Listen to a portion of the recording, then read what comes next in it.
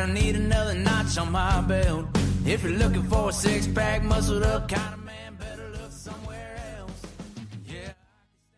What is up, everybody? Welcome to this week in Dads with Bacon Talking Sports. It is December 11th, 2024, and we are getting ready to talk about NCAA, the tournament brackets, or the playoffs. Sorry, I keep saying tournament. Playoff brackets are set, and we'll be talking about that. We'll also be talking about the NFL, of course, MLB winter meetings, and some other stuff. So why don't we bring in TJ? We got Adam. We got Ben. I think Charlie is going to be joining us a little bit, and possibly Steve, if hopefully his headache isn't too bad. But anyway, welcome, gentlemen. And some big news earlier today, and I'm sure everybody has already been talking about it plenty, but this is the first chance we've gotten to talk about the hoodie going to North Carolina. I believe, was it a 5-year deal, if I'm not mistaken? 5 years. Yeah, 5 years. Something I actually laughed at when I heard about it, and so it is real. What are your thoughts, Adam? Why don't we start with you, because you've got the Belichick shirt on. I got the Belichick shirt. A New England guy. So what are your thoughts? So I apologize. This feels like a kick around shirt I've had for many years, but I've got the shirt of Belichick emotions, just the one face of every single emotion on the shirt, which I think is real funny, real hilarious. But at the same time, regardless of what you think of this guy, regardless of what you think of Belichick, he is the greatest coach in the history of sports. Period. You can put him up there with Phil Jackson in the NBA. He is by far the greatest coach in NFL history. And now it's time for my hot take. He's going to be at UNC for 1 year. He's not going to finish up the 5-year term. He is 14 wins away from tying Don Shula, 15 wins away in the NFL from taking the record. There is no way he finishes out the 5-year term. I think he's there for a year until someone offers him an NFL job, and he's going back, he's getting the record, and he's retiring. He's going to go hang out in this house in Nantucket or wherever this is, Martha's Vineyard. Nantucket. Get off my lawn and get off that grass, Adam. That's ridiculous. Bill Belichick isn't even the best coach of his generation. Like, this is an absolute joke of a take right now. The guy lost Tom Brady. He had to try and suffer with Matt Castle and couldn't hardly win games then. The guy is a good defensive coach. Castle went 11-5. What are you smoking? What do you do in the playoffs? It matters. It does matter, doesn't it? So let's just talk through all this for a second. Bill Belichick, when Tom Brady left, how'd that rebuild. Oh, okay. So the greatest coach of the need to go through the no. Look, like I said before, he's not even the best of this generation. Bill Belichick is who's better? I would argue Mike Tomlin's been better. That's another topic we can go through. Tomlin's perennially underrated. That is true. If Belichick was great, the Browns would have won something when he was there. If Belichick was great, there would have been a chance for getting to New England in the first place. The guy is good, not great. He has a culture, and that's what he's known for. And Tom Brady proved it. When Tom Brady went down, took a trash Tampa Bay team to Super Bowl, Bill Belichick is overrated. Hold on. Did you say trash Tampa Bay team? Conversation up. Like, whatever strain you have, please pass it over here, bud. That sounds pretty strong to me. Did you say trash Tampa Bay team? I'm sorry. I didn't realize Mike Evans, Chris Godwin, Rob Gronkowski, good offensive line, and it was a semi-competent defense back then. Win a game. I apologize that was a shitty team. My goodness. Wait a minute. Hang on. Hold on. I'm just saying this.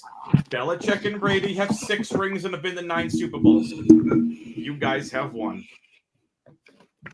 Say what you want. And you should have never let go of Mike Holmgren. That's besides the point.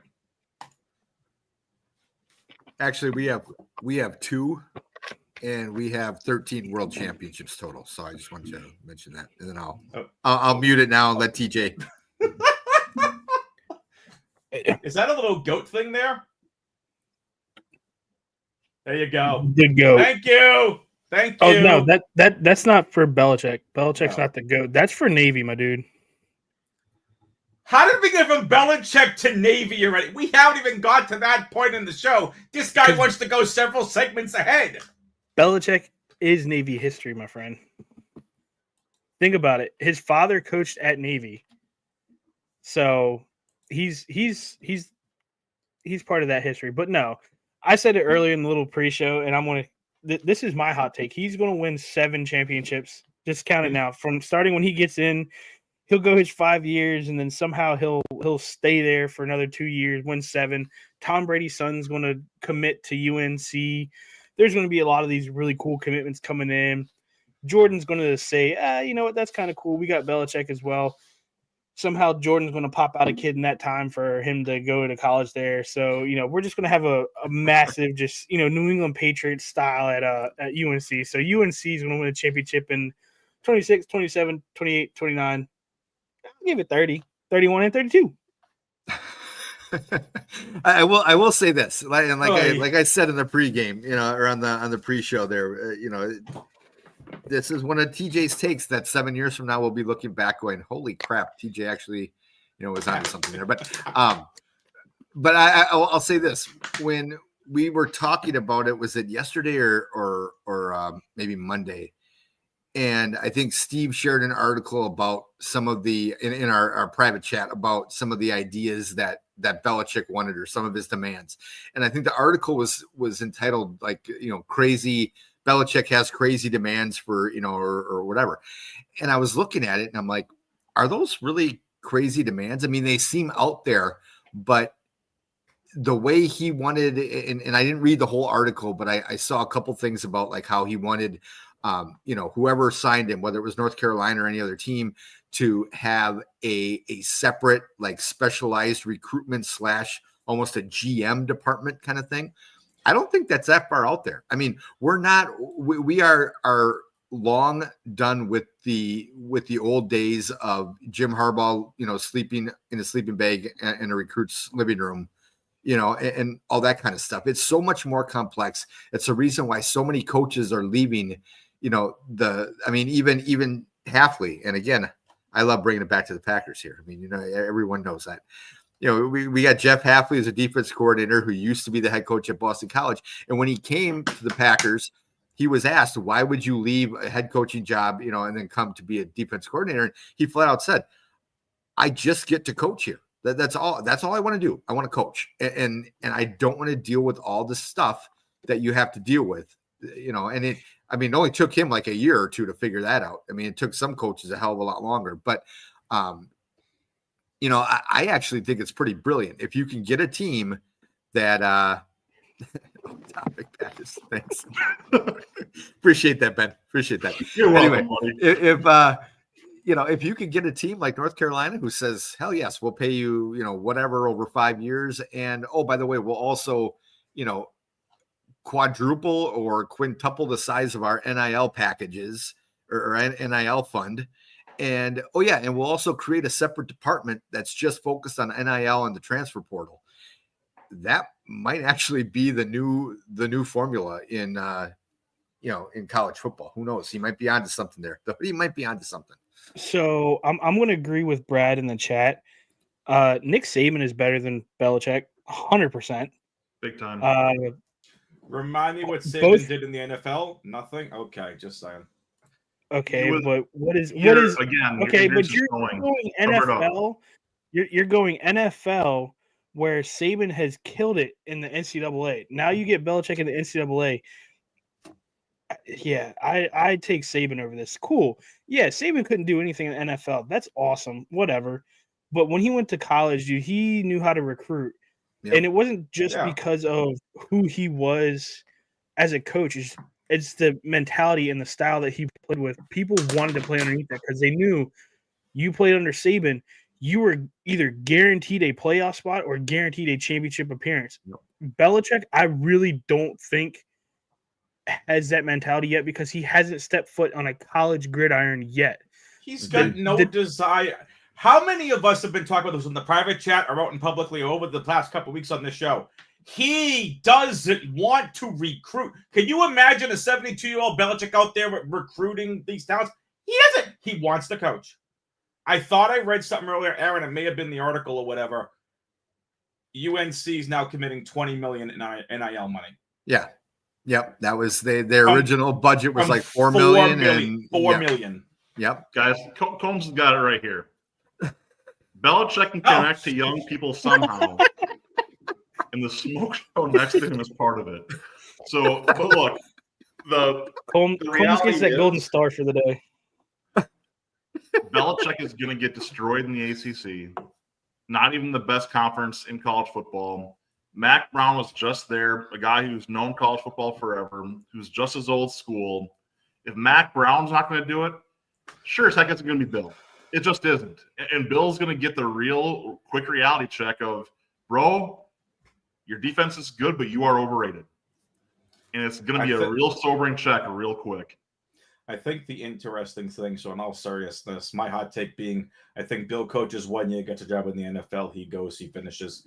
I'm sure, I mean, he's had a quote out there. Let me read it. I've been trying to follow all these different posts here. So Belichick said that, quote, I'm excited for the opportunity at UNC Chapel Hill. I grew up around college football with my dad and always treasured those times.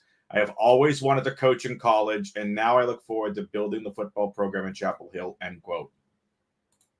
You're not building it, Bill. You're not building it if you're not recruiting. Well, and he's not going to the right school if he wants to either. No, like Bill Belichick's overall profile, he went to the school that matches that profile, overall mid, North Carolina football. So the problem is with North Carolina, I don't know much about college. It's not exactly the greatest school on the planet. You're right. They're mid. They're not terrible. They're not great. They're just right in the middle of the pack. I mean, Belichick's going to be there for a couple of years. He's going to go back to the NFL, and he's going to eventually beat Shula's record and retire. Here's the thing, and I'm curious what everyone else thinks of this. Regardless of what I think, I still think he's the greatest NFL coach of all time. I think his coaching scheme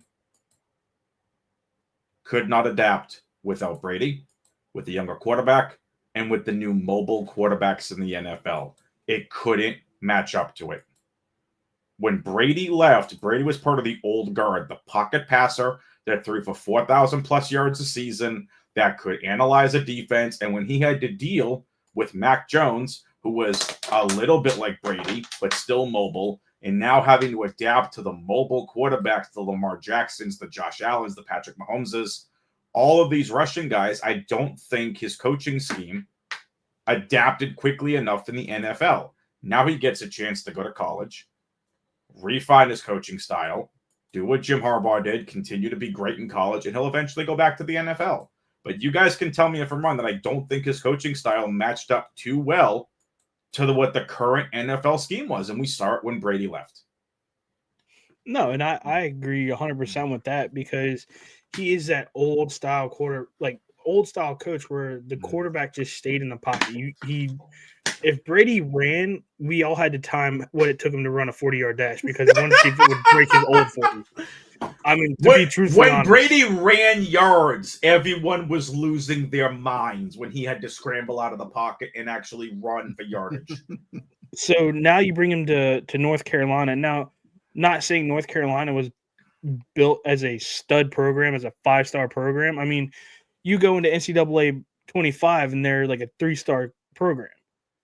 Do I think, in 26 it's going to be a 5-star? No, I think it's going to take him a while. But if he can somewhat build a foundation off of what Mac Brown had, it could be a solid program. But I think they need somebody who, I don't want to say is on the same level as Belichick, but at least somewhere close to where he is, to make the university look good. I mean, you've got the big sponsors in Jordan. Jordan's the number one sponsor there. I mean, you got the Jordan brand everywhere you go in Chapel Hill. Cool. That's what a lot of kids look at is, the uniforms and stuff like that. Now you bring a coach who has that legacy in the NFL of, hey, I've won 6 Super Bowls, something like that. Yep. Okay, awesome. That's Super Bowls. technically he's won more. I think he's won 9 with different organizations. Well, he won, yes. as a defensive coordinator, he's won. Right, but as a head coach, he's won 6. Yeah. But like for me, like I did TJ, to your point, I don't think it becomes a 5-star program. As much as I want to crap on it, you're going to be the coach. You're going to build the foundation. But when you got to be careful in college football. And again, I don't follow it that much, but a college program starts with the coach and the recruiting. You want someone to do the recruiting. So it's not just going to be you building the foundation. It's you now and the partners you wanted.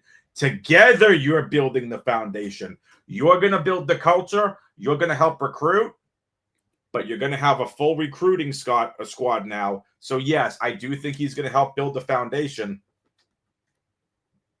I just don't think it's going to be by himself. But I do think he's going to be good. And I personally, I think they might get a lot more defensive recruits than they may get offensive recruits because he's a defensive-minded head coach. He might know what he's looking for in a defense. But maybe with his time off, he's had a chance to truly examine, hey, I got to get better at my offensive coaching game too. And now having the time off, just think of every week he's been on with Peyton and Eli. People have loved listening to him. Like, people do not want to watch the Make Us because they want to listen to Belichick's genius. He's, say whatever you want about him as a coach, as a football mind, he's pardon my language, he's effing amazing. He's outstanding to listen to, the way his mind works. Well, since he stopped coaching, I feel like his personality, and I know TJ has said this on past. He's got a great personality. His personality has come out quite a bit more. Yes, and of course he smiles. It's hard for it not to when you're on with Eli and and the next big thing that I see as well, and now this is coming from a different sector of sports, which is the lacrosse world. Him and Dave Petramala have the best friendship that you guys never knew about. Bill Belichick played lacrosse in high school at Annapolis High School down the road. Dude was a stud. Then he went into football, played a little bit of football, and then he became a coach. Dave Petramala is an assistant coach at UNC Chapel Hill for the lacrosse team. Write this down right now. He will get kids from the lacrosse team to play football. It's happened before at UNC. Mark McNeil, he was a defensive midfielder. Dude was a stud. Played football and lacrosse. I see him kind of recruiting some of those lacrosse guys that have the size and the ability to play Division I football to come over and do that. I see him doing something like that. And if you get those 2-star or multi-athlete players, I feel like that's what they're going to do. Ben wants us to know that he does not like his computers. We need to for Ben so we can get better internet and a better computer. Yeah, no shit. Yeah. Okay, so hey, I want to touch before we move on, because we've talked for about 20 minutes now about Belichick. Let's talk about the playoff. But I do want to touch on comments that Brad made this comment earlier, and we were talking about how colleges are now, and Brad, you got to put commas in there, so I can't read that number. 100,000% now the official. That's 100,000%. Yeah. Okay. And then Brad's just gonna put a comma now. Yeah. Brad's. And then Combs. Oh wait. Yeah, exactly. This was the quote from Combs. Kind of both were related. And I think we can safely say that I agree with Brad's comment. I think college football and basketball, men's basketball, but especially college football, has officially become just a minor league. We don't need the UFL anymore, even though I do love football in general. So I'm fine with the UFL. In a manner of speaking, but college football is the official minor league system of the NFL. Yes. And I agree with Combs' comment about monetize us. Sorry. I'm working on it, Ben. I'm working on it. All right. We got some really cool. We got some cool jerseys. We'll get those on. But yeah, I think we're in a whole different era of college sports at this time, where if you want to especially talk about basketball and football and still insist that they're amateur sports, you're an idiot, or you're not paying attention. I don't know. But this is a whole new frontier. So now that Charles is here, because I know TJ has a special picture for Charles, and Hey, buddy. What's up, guys? Ben, we're gonna bring awesome. the old man with trash tech back in there also. So all right. So now that we got Charles in here, Mr. SEC, we'll call him Charles Feinbaum. Wow. Okay. Well earned. Oh, I dig it. The Charles, man knows I love you, Charles. I love you, buddy. I love you. You know what's funny is in our private chats, I don't follow. I've said this before. I don't follow college football enough, other than the Badgers. Like everything else, I'm more just a casual fan who wants to enjoy good football games. So I can't like to sit there and actually join in the debates and the trash talk back and forth. I don't know enough, but to watch you and TJ, and then Ben chimes in there, and sometimes Combs will chime in with his Notre Dame bullshit, and you know all that kind of stuff. You know, it's very entertaining. So, TJ, why don't you fire up your background because you had a special background. So Charles wasn't on here last year, so I took the first shotgun shot to his head. It was fun. I loved it. I bit my words. We lost. It's cool, but what was it last year, Ben? Was it last year or the year before? Ben and I had a bet, and it was on screen. It said who was it? It was Green Bay versus somebody. Oh, it was during the playoff game. No, that's the regular season was around this time of year, and we hit the Buccaneers game. Baker Mayfield went off the week before. I'm like, he'll do it again. And you're like, no way. And no, he made it by like 5 yards. So the bet was if he won, I bought him a hat. Well, lucky for you, Charles, he's got his hat on. Mine and your bet. You said no money. I was a little depressed, man, because I wanted to take that money. I want to just wipe it with my butt and send it back to you. Say screw Georgia. Our bet was wow. If Texas won, he had to put a Texas background on. If Georgia won, I had to put a Georgia background. So, Charles, I'm a man of my word. And I got myself a Georgia background. If it comes up somewhere. How photoshopped is this going to be? Boom. The best photo of Georgia. That, my friend, is true. That is. No, it makes my computer very glitchy, so I'm going to take it off. Yeah, it just shows you that my computer hates Georgia. All right, so now that we have that taken care of, let's first talk about. I want to get all of your takes, and I know Adam, you said you don't watch college football that much, but I'm interested in the playoffs. Like, this is where I kind of start paying attention. Yeah, so I believe firmly. Like, we'll talk about the pairings and the seedings in just a second, but as far as the teams that are in. Does anyone feel like the committee screwed up at all? Because actually, I was impressed. Absolutely. I thought they got it right. Absolutely. Why is Army not in the fucking playoffs? Yes. They are a one-loss conference champion. Yep. They should be in there. They still have a game to go that they will play this weekend. They will win that game. Their record will be one of the best records in college football. They won their championship. The only game they lost was to the number 4 ranked team. Give them their shot at redemption, pit them up against Notre Dame, and let's see it again. That was a huge slap in the face to all of this. Because I've heard everybody talking about record this and record that and SEC teams with 3 losses and 2 losses. Yep. Where the hell is Army and their 1 loss and their conference championship? Nowhere near the playoff rankings. I'm going to back Charlie up on this because as someone who just listens to all this, and I'm not super invested in college sports, I'm going to swear for a little bit. How many fucking years has Army or Navy had a good freaking team and has never sniffed the top part of the top 10 to the top 25? Where have they been? Why are they not getting a bit more respect on them? For crying out loud, you literally have Army Navy built around a freaking weekend. Put some respect on those teams. Let me just help you for 2 seconds here, boys. The reality is this. We have conference championships for a reason. To your point, you have a conference champion in Army who deserves a shot. If you can't win your conference, why are you winning a natty? My first problem here. To me, a conference championship game is your first playoff game, period. That's your that's your field right there. Make it to your conference championship game. You are now in the playoffs. That is round one. Win your conference. Sorry if you're in the Big Ten or SEC. It's going to be tough to get there. Suck it up, Buttercup, and figure it out.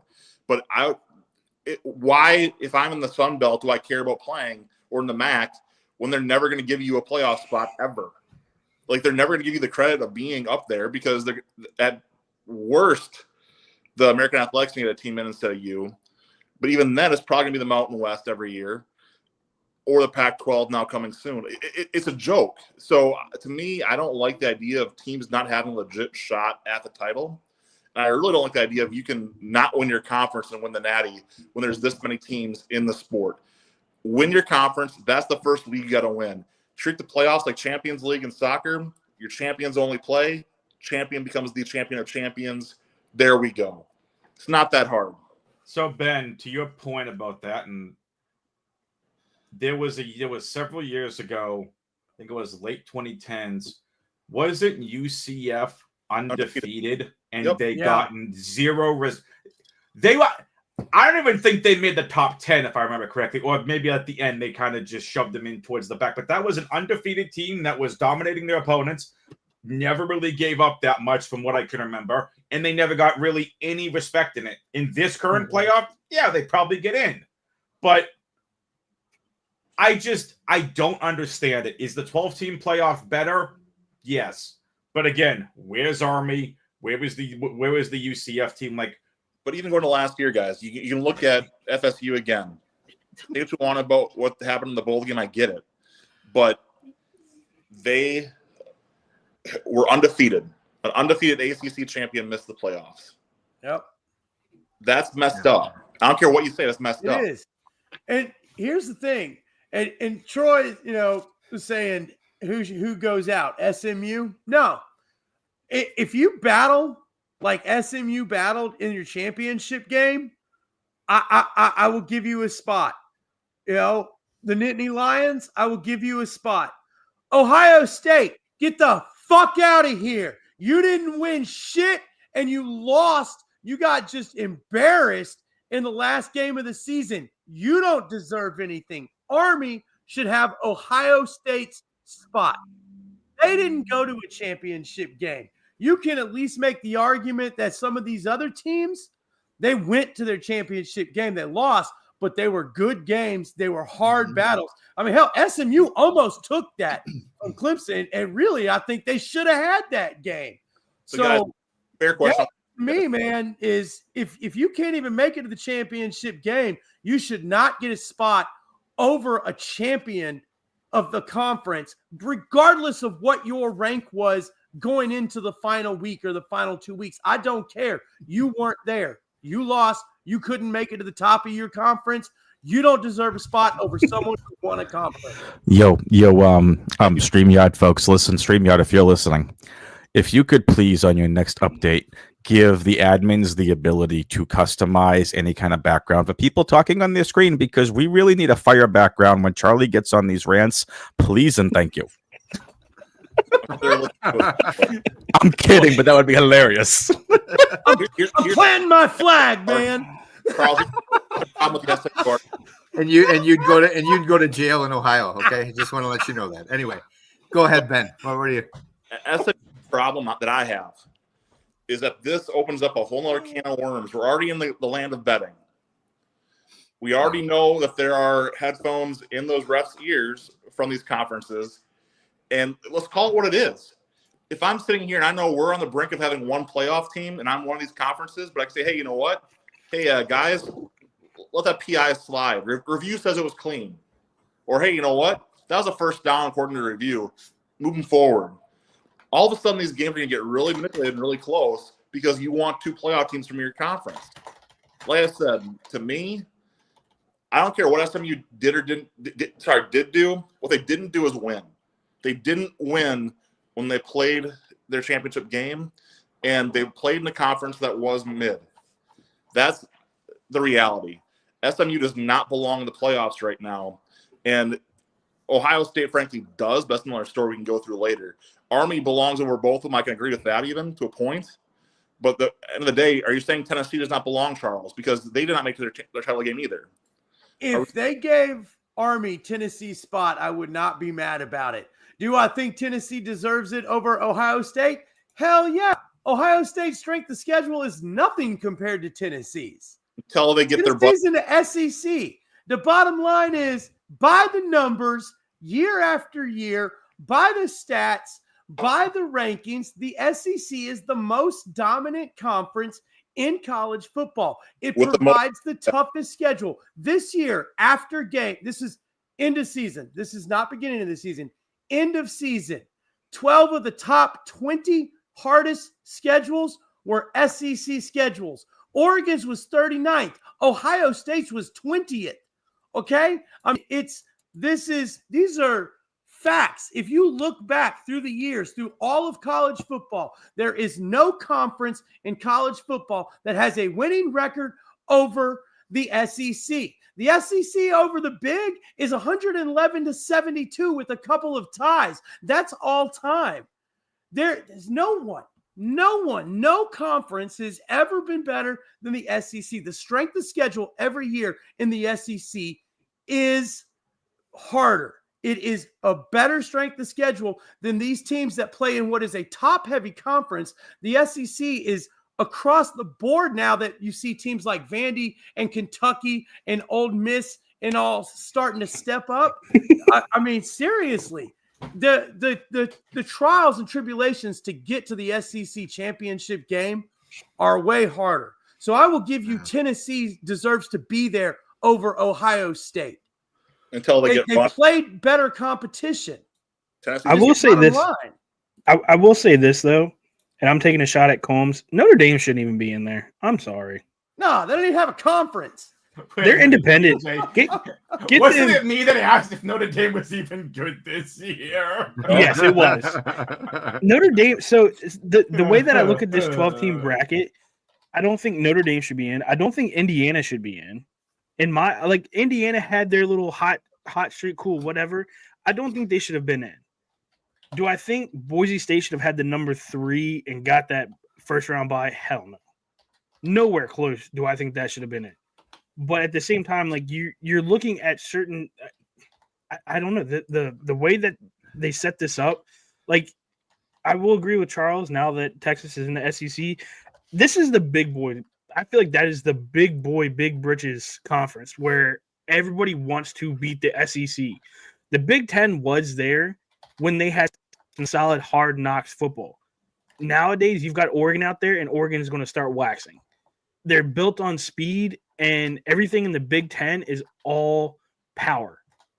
Power can't catch up with speed. I'm sorry. You got big dudes who are 300, 360, whatever, who can run down the field and force something with guys who are, no offense to the Wisconsin guys. Those are corn-fed, well-bred boys, and they will screw me over every time.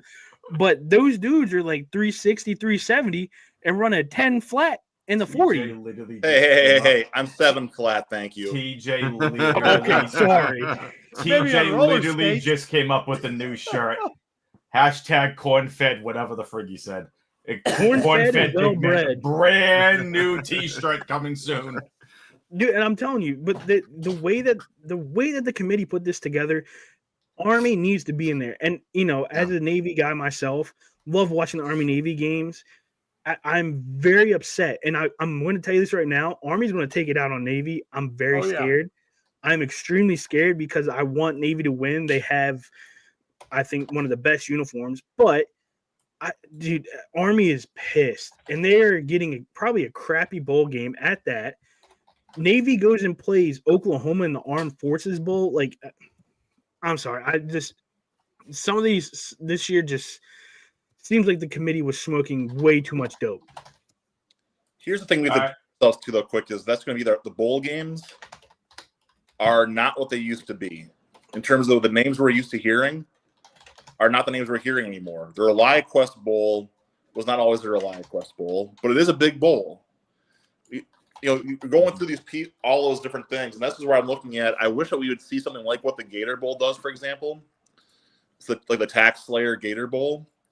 Like, do that. Give me a solid bowl name I can recognize every year, and then your sponsor can be however they want to phrase it. If you want to call the Wells Fargo or the Snoop Dogg Arizona Bowl, whatever. I don't care if you want to call it the Tampax Bowl. But at the end of the day, give me a consistent name. I'm pretty sure there was one. I think it was SEC and ACC. But anyway, so the loser had to use a box of Tampax. What executive This tag would I like? podcast is getting off the rails, and we are going to get canceled. you can't cancel us. We're everywhere, man. So And that's why it was called the Tampax Bowl. what I'll say is that I'll try and break down a little more on the bowl games, what we can look at for what games to watch. What I'm looking to try and help give primers to people like Adam who don't usually watch a whole lot of college football, see what games are going to have prospects in and worth watching that your team might want in the NFL. Because there's going to be a lot of really good bowl games featuring a lot of really good talent that are making their auditions for the NFL. And it is worth tuning to see that. So can I make a really, really quick hot take? And it's something that, Charles, I think you might like this one. All right. Quinn Ewers stays one more season, but transfers out. Okay. So, all right, let me ask you all this question before we would keep this moving, before we actually get into the playoff bracket. And I'm curious of everyone's takes. When I think college tournament bracket, I think of the NCAA tournament. 64 teams getting in. Basketball, vastly different than football. Vastly different. You're not going to ask these teams to play football games 2 days in a row. You're not going to ask them to do that. Do you think that if, this everything you all talking about, Army's not getting a shot, and these other teams are not getting shots in these conferences, that the playoff is going to need to be expanded? Let's call it 24, 12 on one side, 12 on another. Get your conference champion winners in there and get whoever else in your power rankings in there. Does that make it fair? No. Oh, I got 2 yeses and a no. So Ben, I want to hear your no. And then we'll rebuttal this for a yes, and then hopefully you change your mind. I would love to hear your arguments, but my problem, we'll see what goes back to my comment or text thread even. Yep. People suck. You can put more teams in, you can put less teams in. There will always be debate, and someone's going to be butthurt. Look, to me, what I still go back to with this is that what will eventually happen? College football will have to separate from the NCAA. It will have to. The money's too big. What's going on there is going to be too much to handle. You will see the top programs separate into a separate super league, and the streaming giants will own it essentially. And all the money will be there, and you'll see, call it 60 programs, master the whole college football, with the rest falling back into your new FCS, if you will. Still having ESPN contracts and meaningful matchups we care about, but it's inevitable. At this point, it's become too much on the line, too much money on the line. So to me, the playoff expanding doesn't make much sense. But seeing a Super League form with more of an NFL-style playoff does make sense, to where we can see something that is fair then. And again, the word fair to me is also a contention point. There's not fair unless you have a me versus you, and that's part of sport. Let the athletes decide the outcome, not judges, not a committee. So let me rephrase. What I meant by fair is, I know there were, and I joke about this, I don't got time to follow 120 plus teams, but all the different conferences you just think of, if you have all these conference champions, and Army this year is a perfect example of it. If an 11-1 team that has been dominant all year, regardless of their conference, does not get a playoff spot, does not matter if they're going to go up against SEC juggernaut Georgia or Texas or Michigan and get their asses stomped out, let them get their asses stomped out. They freaking earn the spot. And I agree. That part I agree with. Sorry. So if you say, let's say the 24, right, that you're saying, Adam, let's say we do that this I'm just year. throwing a random number out there, but yeah, 24. So let's say 24. 25 doesn't get in. All right, cool. This is what we're looking at in the top 24 as of right now. Oregon, Georgia, Texas, Penn State, Notre Dame, Ohio State, Tennessee, Indiana, Boise State, SMU, Bama, Arizona State, Miami, Ole Miss, South Carolina, Clemson, BYU, Iowa State, Missouri, Illinois, Syracuse, Army, Colorado, and UNLV. Guess who gets knocked out? Memphis. This is what I'm saying. All these teams that I just listed, I don't want to watch any game. Maybe the top 10, I want to watch that because they're just going to pound the shit out of each other. 10 down, it'd be fun. I mean, bragging rights, yeah, that'd be great. But then go to like you know, you guys were saying the juggernauts of these Power 5 schools, and they play real teams. They're going to get stomped. I would say this right now. If that were to happen, teams like Syracuse, Colorado, and Coach Prime, they're out. Immediately out, whoever they play. Illinois, gone. Missouri, gone. Iowa State, that's iffy. I mean, they were pretty decent. They were very underrated, and they looked pretty good in the Pac-12 or the Big 12. But again, like, you think NCAA basketball, a 1T seed should stop a mud hole in the 16 seed. That's how it should work. But the 16 team earned it by being played in. But that's not a fair comparison, though, because the reality is a 40-minute basketball game, you're not likely going to be missing you're too much risk to your quarterback, to your running back, to your star players. In a game like football, it changes too much of your roster week to week to week, and too much wear and tear to make it make sense to have Cinderella become a reality. To TJ's point, I would not take a second of watching Boise State versus Syracuse based on those matchups right now. That'd be an absolute trash game. And yes, you gave more people a chance, blah, blah, blah, blah, blah. It's too watered down. I mean, I would argue right now that 12 is too watered down. I think that, to me, give me 8, maybe 9, and that's where I'm at. Like, consolidate to 8 conferences. Give me 8 champions. If you want to call the championship games playoff games, make it 16, knock yourself out. I think that's what a lot of people have been saying, too, is if you win your championship from the MAC, Mountain West, whatever, it should be you're in the playoffs. Be the championship playoffs, because that'll show who is the best of the best in the nation. Screw all these other high-name teams. Now, saying that as a Texas fan, if that happened this year, yeah, I would be pissed because we're out. Cool, Georgia's in. Whatever. The SEC would be – I would still watch it just because SEC, whatever. You bring all those champions from every league. I think that's what you need to do. Plain and simple. If you bring all the championships, make it a championship playoff bracket, I would watch that 100%. It'll show you who's the best of the best. Part 2, I want to throw in here quick. I'm sorry I'm being loud again. But to me, you want to make money on a TV process, have all those other teams that feel slighted.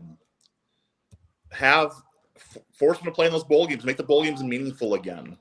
Up the level to 7 wins, not 6 wins. Make it mean something.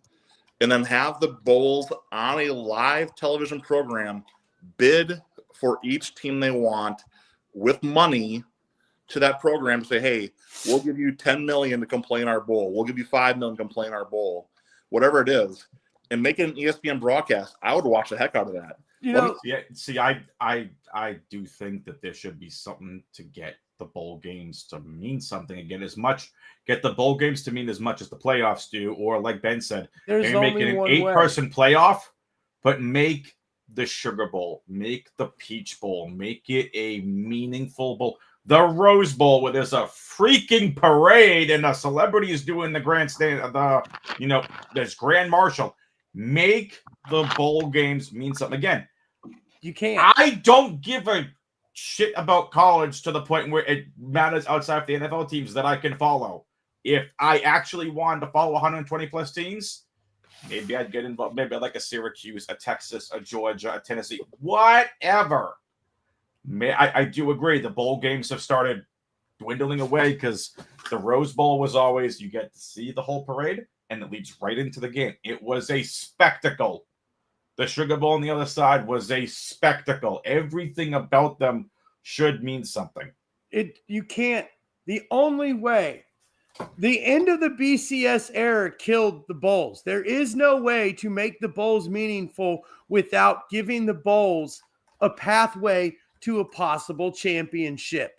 Without that, it does not matter. When the fucking regular season is over, if you're not actually playing for some hardware, then the games you're in are meaningless. The only way that you could, and I said this in the chat, and I would actually love to see it, and this furthering on Adam's idea, go and take your whole basketball format and do that with college football. You make every single one of these bowls through the month of December a playoff game. Now they all have meaning. Now all of the teams are fighting for it. And yes, are we going to get some stinker matchups? Yes. Possibly, but you know what? On any given Sunday or Saturday in this case, shit can happen. Yep. That's the only way that you can make these other bowls that aren't playoff games have any meaning. This is exactly why FSU last year did not care. Once they got snubbed, they did not care and nobody played. There is no meaning. What are they playing for? The school gets some money. The players aren't getting a cut of that bowl money. What are they getting? They're getting a gift bag. That's all they're getting. They could, though. Can't. You could. How? What incentive? What real incentive would make the bowls meaningful other than a pathway to a championship? Tell you what, I don't know about you guys. You tell me that I'm a college kid. You win this game, each of you on the roster gets $100,000 if you play. Yeah. You lose, you get the gift bag. I mean, technically, they do get $100,000. I feel like every bowl game has a rollie. Every team gets a rollie as like a sports package. So, I mean, you're getting money right there. You're getting a swag bag. There's your money. But you get that for showing up. Exactly. I'll just show up to every bowl game. Get that. Everybody that goes to the bowl gets a gift bag. But make it more meaningful, though. Is what I'm saying. Make it so you're a winner. You have to play in the game or like be dressed, rostered, whatever. But you can actually win like real money for your entire roster if you guys win the game. That's going to get a lot of. If you say, look, we as a bowl are going to take the insurance policies out and the players that actually have something to lose, we're going to pay you this amount of money to come play in the bowl. Now, some bowls won't be able to do that. I get that, but no one's going to care about the Frisco Bowl in that situation. But when you've got the Pop-Tarts Bowl and Pop-Tarts is ready to pay everybody $100,000 for coming and playing and winning in the game, plus the gift bag they get with it, now you got something to work with. Now it means something. Do they get free Pop-Tarts with that? I so apologize for getting us off topic, but I think it's interesting. Box of Pop-Tarts. Yeah. Pick your flavor. Never play the bowl. Yeah, Wasabi's got $500,000 to pay out players. You know what I mean? And that's what you think about the depth of a college football team roster. I mean, that adds up. You would lose sponsorship on these bowls. You know what I mean? I mean, look, the bad boy mowers, they ain't forking out that. You know, Wasabi, they're not throwing that. DirecTV's got the money, but they're damn sure not handing away free money. You know, when we're talking, and why don't as far as the first round of the playoffs, let's save it for next week's show because it doesn't start till next weekend anyway. We can definitely talk. Did you guys talk about Army Navy while I was gone or not? No, we got okay. Yeah. Well, let me just say this, and then we can move on. Going back to Ben's point way back when Adam first asked the question about expanding, apparently, and I did not see this quote, but somebody messaged or commented on one of my previous personal posts regarding like NIL and transfer portal that apparently Jay Billis came out. I don't know if it was like yesterday or Monday, and was saying something during one of the college basketball games about how in the next 5 to 10 years that, we would see a lot of private equity come into college sports, and 51% of NCAA sports would be owned by, private equity firms or whatever. And I don't necessarily disagree with them. at all. And I think it kind of goes back to Ben's idea. I mean, and I'm not really sure if that would be a bad thing. I mean, if you're gonna like, I was the one on our private chat that mentioned going up to 24 teams. And the only reason I said 24 is because I thought, if you do that, my thought was right now you have 10 conferences. Now, if you consolidate, like Ben had mentioned earlier, then that's obviously this is a moot point. But my thought was right now as it stands, you have 10 conferences. You take the 10 winners of each conference championship game. They get automatic bids. You give the top 8 of those 10 buys, and then the other 16 would basically play a 16 team playoff or a round of 16, and then those 8 winners would play the 8 teams that have the bye, and then basically you just have 16 teams left and whatever. So it would really you're only talking about adding like one more game to it. You're not talking about adding another 3 or 4. But then you could have plenty of at-large bids, and two, I can't remember because it was a while back and I have a short memory, but it was TJ or Charles that, TJ, you were talking about the top 24 teams right now and all that. Yep. And to Adam's point, is somebody going to necessarily watch the 24, seed play the number 1? Well, probably not. But then again, I don't watch a lot of 1 versus 16 games in the NCAA tournament either. That's not usually the one, unless the Badgers are playing or, somebody that I cheer for is playing in it.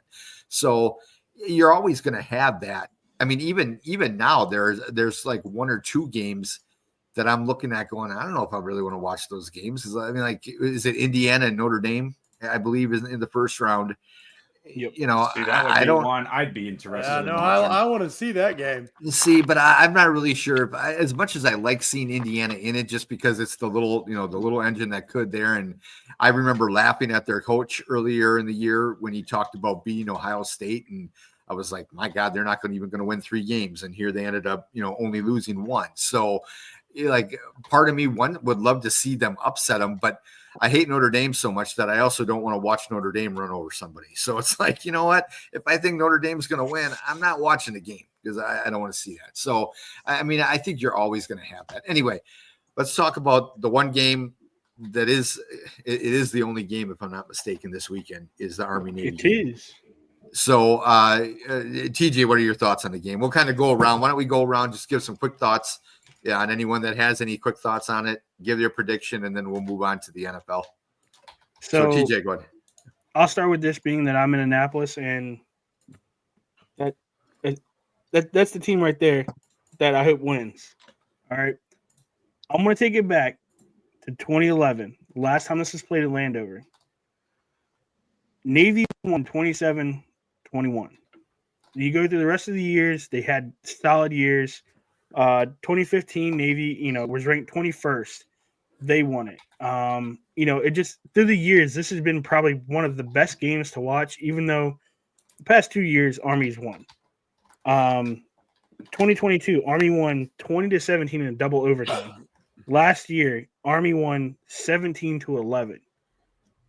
This is a new era for Navy and a new, what they call the hybrid option. They still run a little bit of triple option. They'll go in the gun, they'll pass it.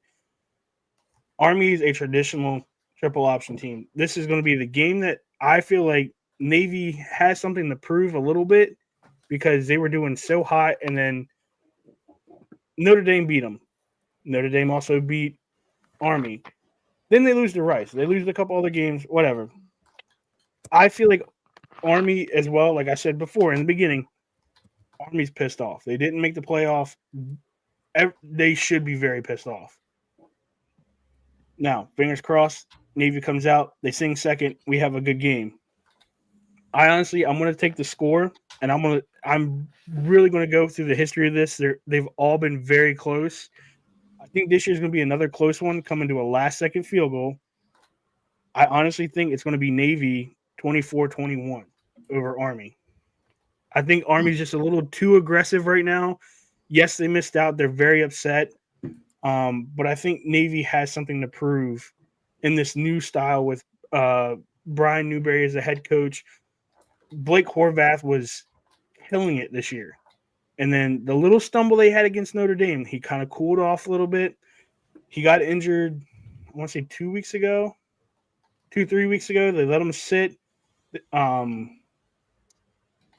Braxton, I think his last name is Braxton.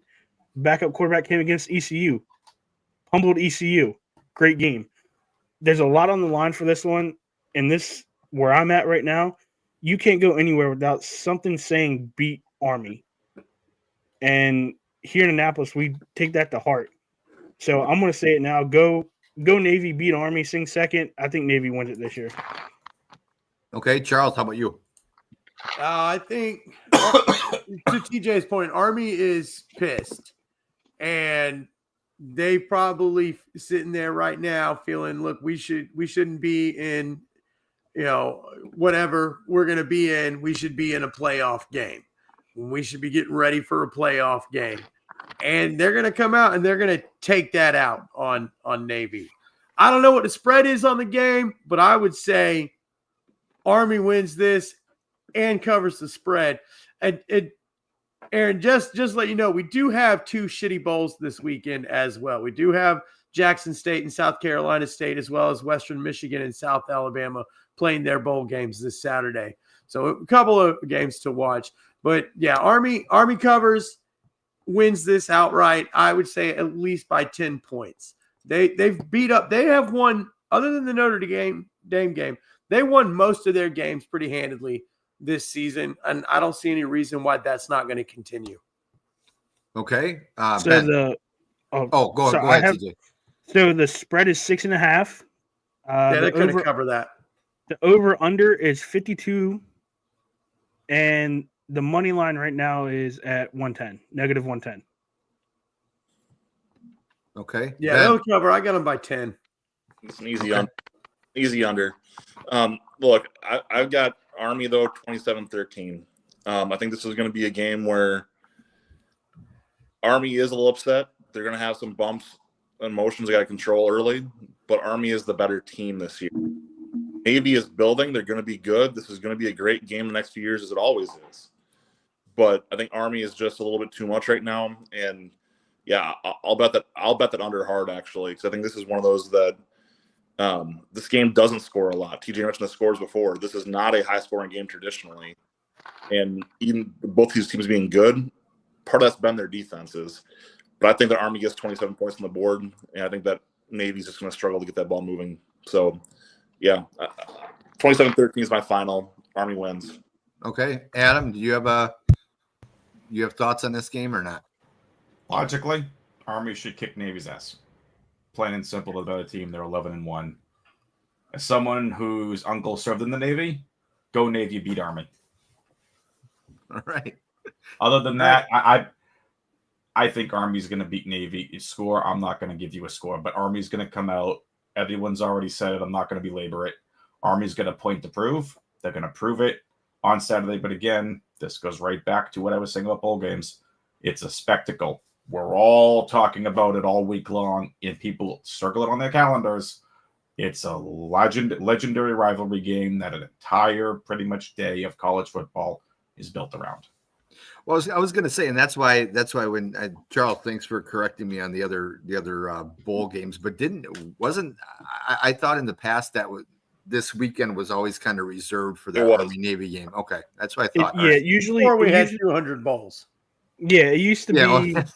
Sure. It used to be like the second weekend of December. So I always played it around like my birthday was when they played, because we always try to go for like a birthday gift. They always played, and it was just Army Navy week. Nobody else played because it was such a big rivalry. But now it's like, well, it's supposed to be the last year. It was a tradition and the idea, and it's the right idea. Last year. Came up was that the way it was scheduled, they would not have been able to play in the conference championship game because they're the same weekend as the championship games last year. Okay. So maybe had qualified, they're not able to play. But now that's sorted out and we're in a good spot. So no, look, this is a good game to watch. This isn't a bad way to spend your time. So, for sure. Okay. All right. Well, yeah, I'll be at coaching my 6th grade daughter's basketball games at 8 and 9 in the morning, and then I'll be home watching that game. So That's always why the hell you schedule a 6th grade girls basketball game at 8:00 in the morning. I'll never know. But You can get home anyway, good stuff. what was that? So you can get home in time to watch the good stuff. Yeah, I suppose. Yeah, that's yeah. All right, so let's move on to the NFL, and we'll look at the first of all. Anyone want to talk about last weekend's games? Any games that stood out to you? I wasn't honestly really that impressed with any of the game. I mean, obviously we had the Packers Lions game, which is 34-31. Bills Rams. Bills Woo, Rams. what a Yes, game. that turned out was turned a out being a game. great one. Yep. Yeah.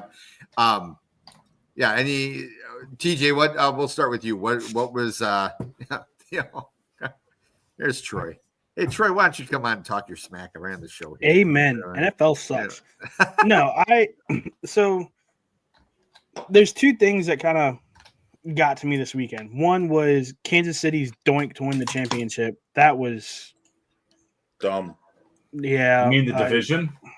Whatever they're in, fuck them. I don't care. I hate Kansas City. I've got friends who watch this that are Kansas City friends. Go freeze your nuts off again. Drink a cold beer that freezes in your hands. I don't care. Damn. The second thing that really got to me, and this was on Monday, was Micah Parsons leaving early crying. He literally threw a fit like a 5-year-old girl. Yep. Dallas lost. Yes, there was a mistake. The cornerback even, they talked to him today. He had a press conference. He said it was his fault.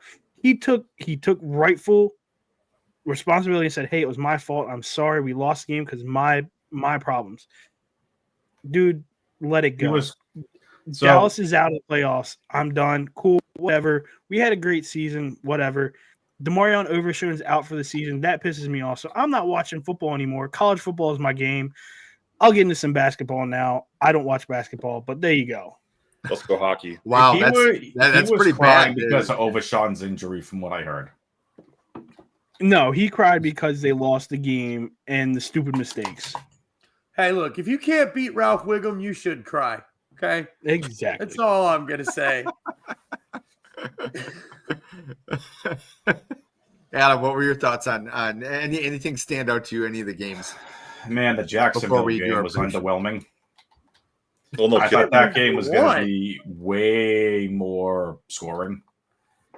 I called that game wrong in DFS for sure. I had that game stacked. But Bills and Rams was the game of the weekend. Yeah. Kansas City, they've become the Patriots. They've become Brady and Belichick. No one wants to see it win anymore. People are sick and tired of it. It just happens. It's all good. I can't stand Kansas City either. But as we all joked on here last week, the Kansas City Kansas City Chiefs, man, that shit's got to stop. I think what's going to be interesting is what we're going to see from the teams the rest of the season. Right, like we know, I'm just pulling up the slate of games here. I'm pulling up all the overs. I think what's interesting is, look, seeding is going to matter. The Bengals, as crazy as this is, still have a ridiculous outside shot of actually doing something and still getting into the playoffs. But I think that was pretty much it. It was Bills, Rams, Packers, Lions was fun. Some really good games, but that's pretty much it. It'll be interesting to see what these teams do in the offseason. Okay, Charles, how about you? So I just want to throw a shout out to the Carolina Panthers who Heck yeah. hung tough with the Philadelphia Eagles. Had a shot to They almost won that game. I mean, this is a crap team, but it is a team that is on the upcome. They are headed in the right direction with a quarterback that is still worthless and shouldn't be in the NFL, but somehow, man, they're making orange juice out of lemonade. I don't know how, man. I don't know I'm what going to they're say doing, this but, about the Panthers. like, seriously. I'm going to say this about the Panthers. Stop shitting on my boy Xavier Leggett out there. Blame the fucking refs. Hey, what? Do not shit on him because a first-round talent got the ball. I don't want to hear that BS anymore. Don't drop the ball. Any first round man. talent can have a drop. It's the freaking NFL. He got multi-targeted, couldn't come down with it due to pressure. That's not his fault. You're playing what's become the most improved secondary in the NFL since last year. Give the kid a break. Panthers now against the Chiefs and against the Eagles, two legitimate Super Bowl contenders, almost won both games. Eagles are fool's gold, by the way. But They might be. So- They might be. So let's go. But I want to say a few things here. First, I got to take off after I'm done with these takes here. But Detroit, this is my 4 minutes on high this week. But Right. Detroit, I don't know how to tell you this, but you guys hate us more than we hate you. Like to a man, as Packer fans, we kind of closet cheer for you guys. I But don't. you guys But yeah, want okay, us- go ahead. But you guys want to throw us into the fire like we're those slums from Chicago or those douchebags in Minnesota. We're not those guys. We're just better than them and we know it. Look. Calm down, MJF. Sorry? Calm down, MJF. Never. I'm your devil, buddy. Look, Oh, shit. here's the deal. Detroit, stop it. Like, stop trying to, like, you make your cheese grater hats. No one cares. It's not even that clever. It's just stupid. Oh, no, that was clever. It's been around for the last 15 years. It's not clever. It's not original. It's just been there. They suck until now. Look, Detroit is fun to watch. They're a good team and a legit contender. And not even Packer fans are going to fight that. Bears fans can go suck a rock off Lake Michigan. Minnesota can go walk into a lake and fall through the ice. Look, Jesus. like, Wow. so we don't hate you guys. So your disproportionate hate for us and trying to make whatever claims you want to buy off of Bears fans talking crap for Packer fans to you guys about Goff being on a knee. I don't even care. Like, good job, little bro. Good job, buddy. You're doing it. Like, your training wheels are off now. You can ride your bike like a big boy. Don't kill yourselves. Look, What is going on here? the Lions are out of control, and they are worse than us as Blue fans, not knowing how to handle being good. And we don't, by the way. We're terrible at being good. Our fans are still trying to figure it out. So it's time to just take a chill pill, realize we don't think about you as much as you think about us. And if we are, we're probably cheering for you. So it's loud. You need to calm down. But the games I got to go back to this week, like I said, the Bills, I mean, very fun to watch. The Rams, Jekyll and Hyde season continues. Mm-hmm. Seattle stood out to me, actually. I had that team buried, and now they're probably going to walk towards that division championship. Atlanta disappointed me. I actually cheer for you jerks, and you guys go up there and just can't figure out how to play football in the second half against the Minnesota Viking team. Yep. Thanks, asshats. But no, it's end of the day, the Packer-Lions game to me was still one of the better games of the week because you had a back-and-forth battle. You had two teams who are legit contenders. And the Packers can walk away from this one, and we know we've been in that position. We know what's next. When we see you in the playoffs, we're going to beat your asses, and we know it. It's hilarious. We've been in your shoes, and you just don't know it yet. Have fun biting kneecaps and hanging your balls into your wheelbarrows. Big sweaty Dan. But you guys are going to lose my match. See, it's funny. He talks all this trash about Chicago, but we all know he loves CM Punk too. Word, but fuck off.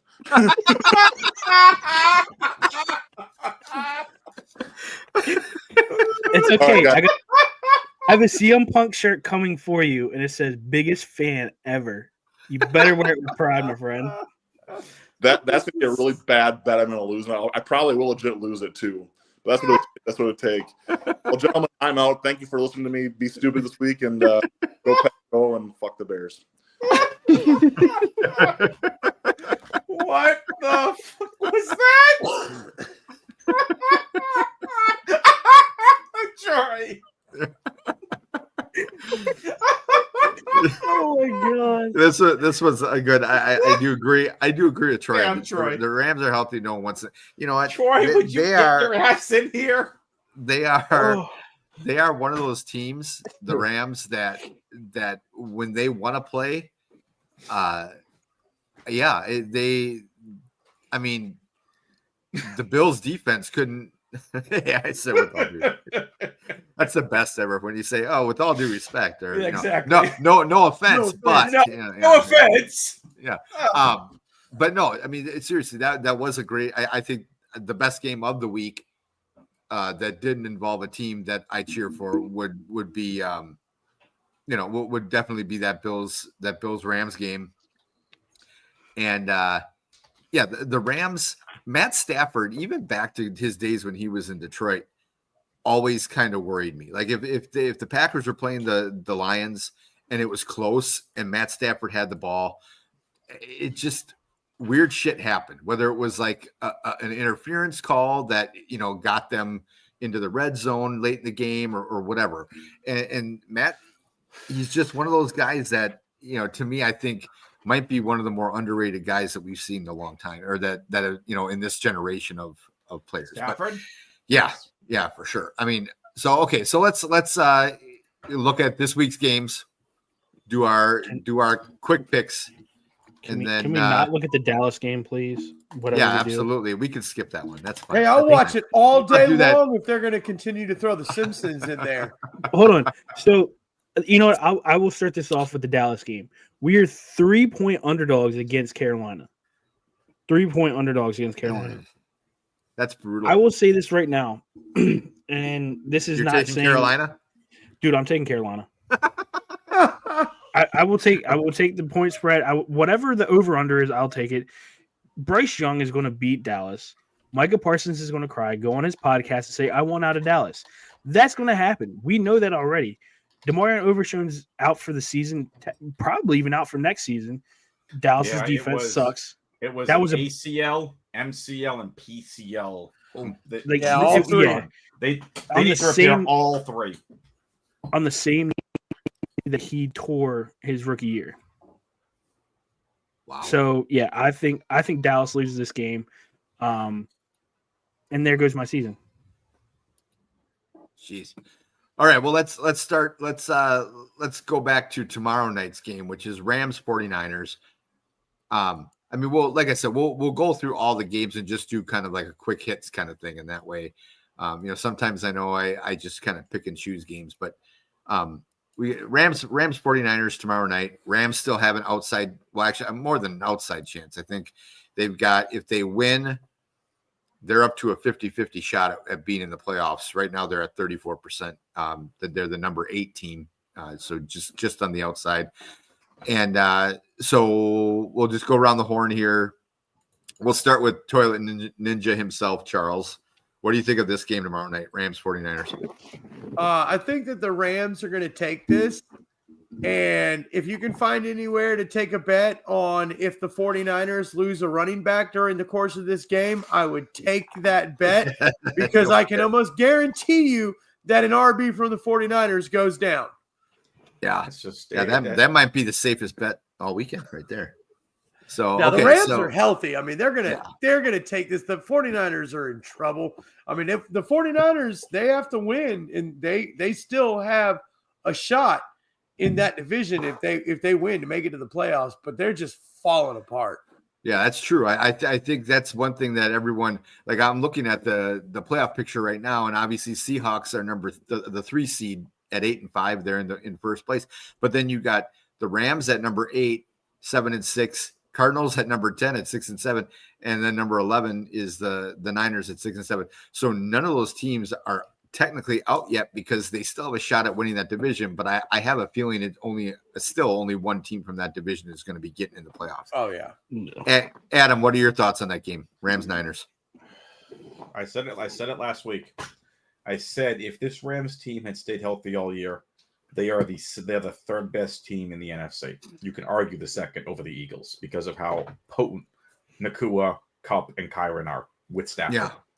You can argue number 2. You can't argue against the Lions because that offense is just on another level.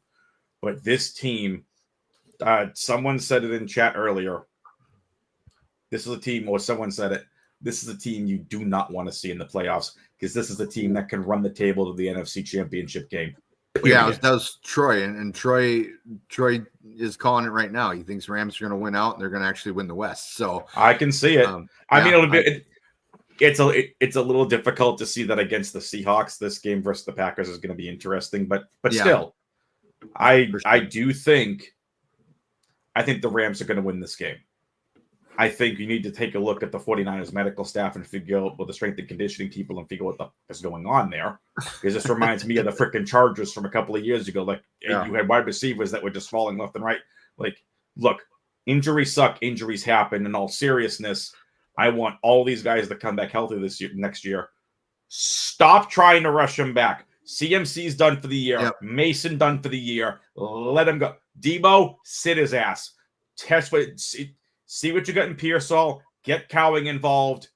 You need to start seeing what you have for next year. This is not a playoff team right now. Without CMC, this team is vastly different. Without Mason, the team is vastly different. And you saw what Garendo could do last week. I liked him in the pre-draft process. He's a speedy running back. He's good. Yep. I like what I saw. So if you can get Garendo back is great, but any of those three running backs could seriously help this offense. But you have no Ayuk, you have no CMC, you have no Nick Bosa, you have no Trent Williams, you have so many guys that are injured. No one's going to tank, especially coaches and players. No one's going to go out there and say, we're giving up on the season. Can you all think of your health, please, and think of the prospects for next year? Yeah, for sure. All right, TJ, what are your thoughts on this game? I think I'm kind of with everybody else. I think the Rams are just going to take this and run with it. Adam, to the point that you just said, Trent Williams, yes, is technically injured, but he's also on a leave of absence because him and his wife lost their daughter. So that's why they've let him go for a little bit so he can mentally get back to where they can mentally get back to where he needs to be. I didn't realize that was part of it. I just saw him on the injury report and saw him as already ruled out. Yeah, so he's ruled out. Yeah, his ankle is technically part of the reason why he's out, but they lost I think it was their daughter at birth. Yeah, so that was last week. Is last week, and that's 2 weeks last ago. week. Yeah. So I think without that's kind of like their core on their offensive line. They don't have much there for San Fran. So honestly, I wouldn't want to even play the Lions in the preseason. Those guys they're good. They have the ability to play no matter what. I think this is, as Troy said, Rams are going to win out. 100%. They're going to win out. They're going to win the division. This is a team that I think could go to the NFC Championship and give the Lions a run for their money. Yeah, as long as they're healthy, for sure. Yeah. All right, so let's go to the next. Now we got that was tomorrow night's games. Now we're on to Sunday. We got Dolphins and Texans. Adam, what are your thoughts? That's going to be a fun game. These are two defenses that the Texans defense is young. They're getting better. They're nothing elite. They're nothing special. They're just good. The Dolphins are starting to click on all cylinders. That offense might be getting rolling at the right time. This is a prove-it game for the Dolphins, who also have to win out to have a shot. Yeah, for sure. Okay, but give me the Texans by a field goal over the Dolphins. Okay, Charles, what are your thoughts? I think this is going to be one of several upsets of the weekend. Houston's the favorite in this game. I think Miami, as they've gotten healthier, is looking better and better. Tyreek's looking a bit better.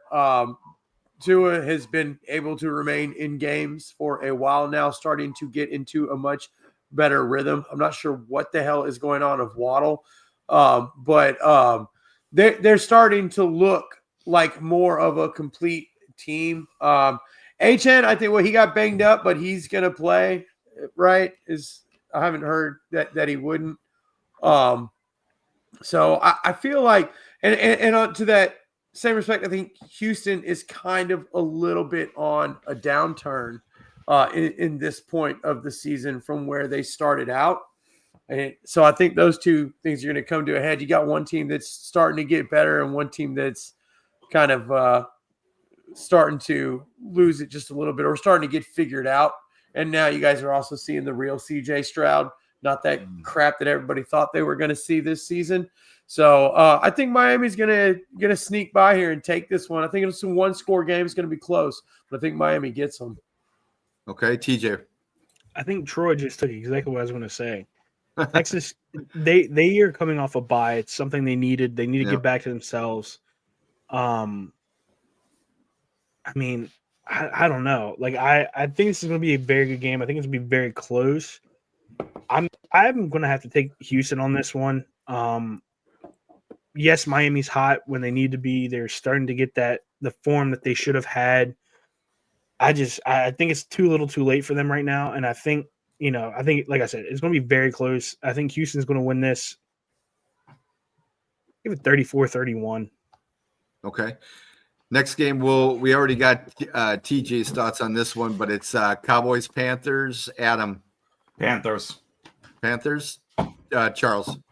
Panthers, and Thielen is going to have a game. I was going to say Leggett. Legette's going to go for 100 plus and 2 touchdowns. Not. Dude, they're not going to stop throwing it to Thielen. The man can catch anything that Young throws. I'm not saying he's so reliable. Thielen can eat too. It's the Cowboys secondary. They both can eat. That's true. But you got to leave room for Chuba. They all are going to eat. If this was 40-5, 40-3, it wouldn't surprise anybody. Okay, one of the probably worst games of the weekend is as if the Cowboys and Panthers wasn't bad enough, but we have the Jets and the Jaguars. The Jets and the Jaguars.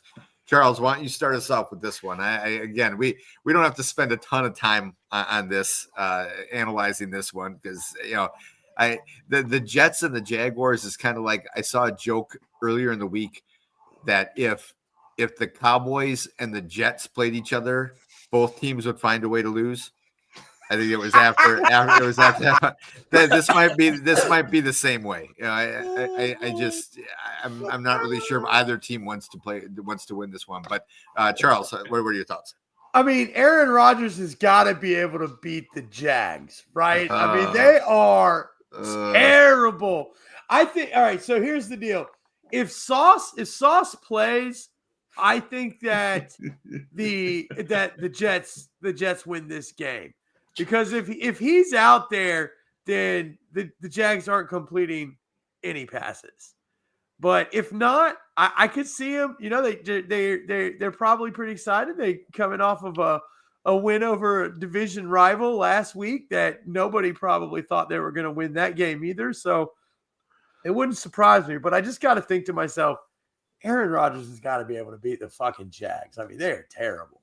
They are on paper. The Jets are by far a better team, but it is what it is. Yeah. I'm gonna go the Jets. So this is gonna be a snooze fest of a stinker.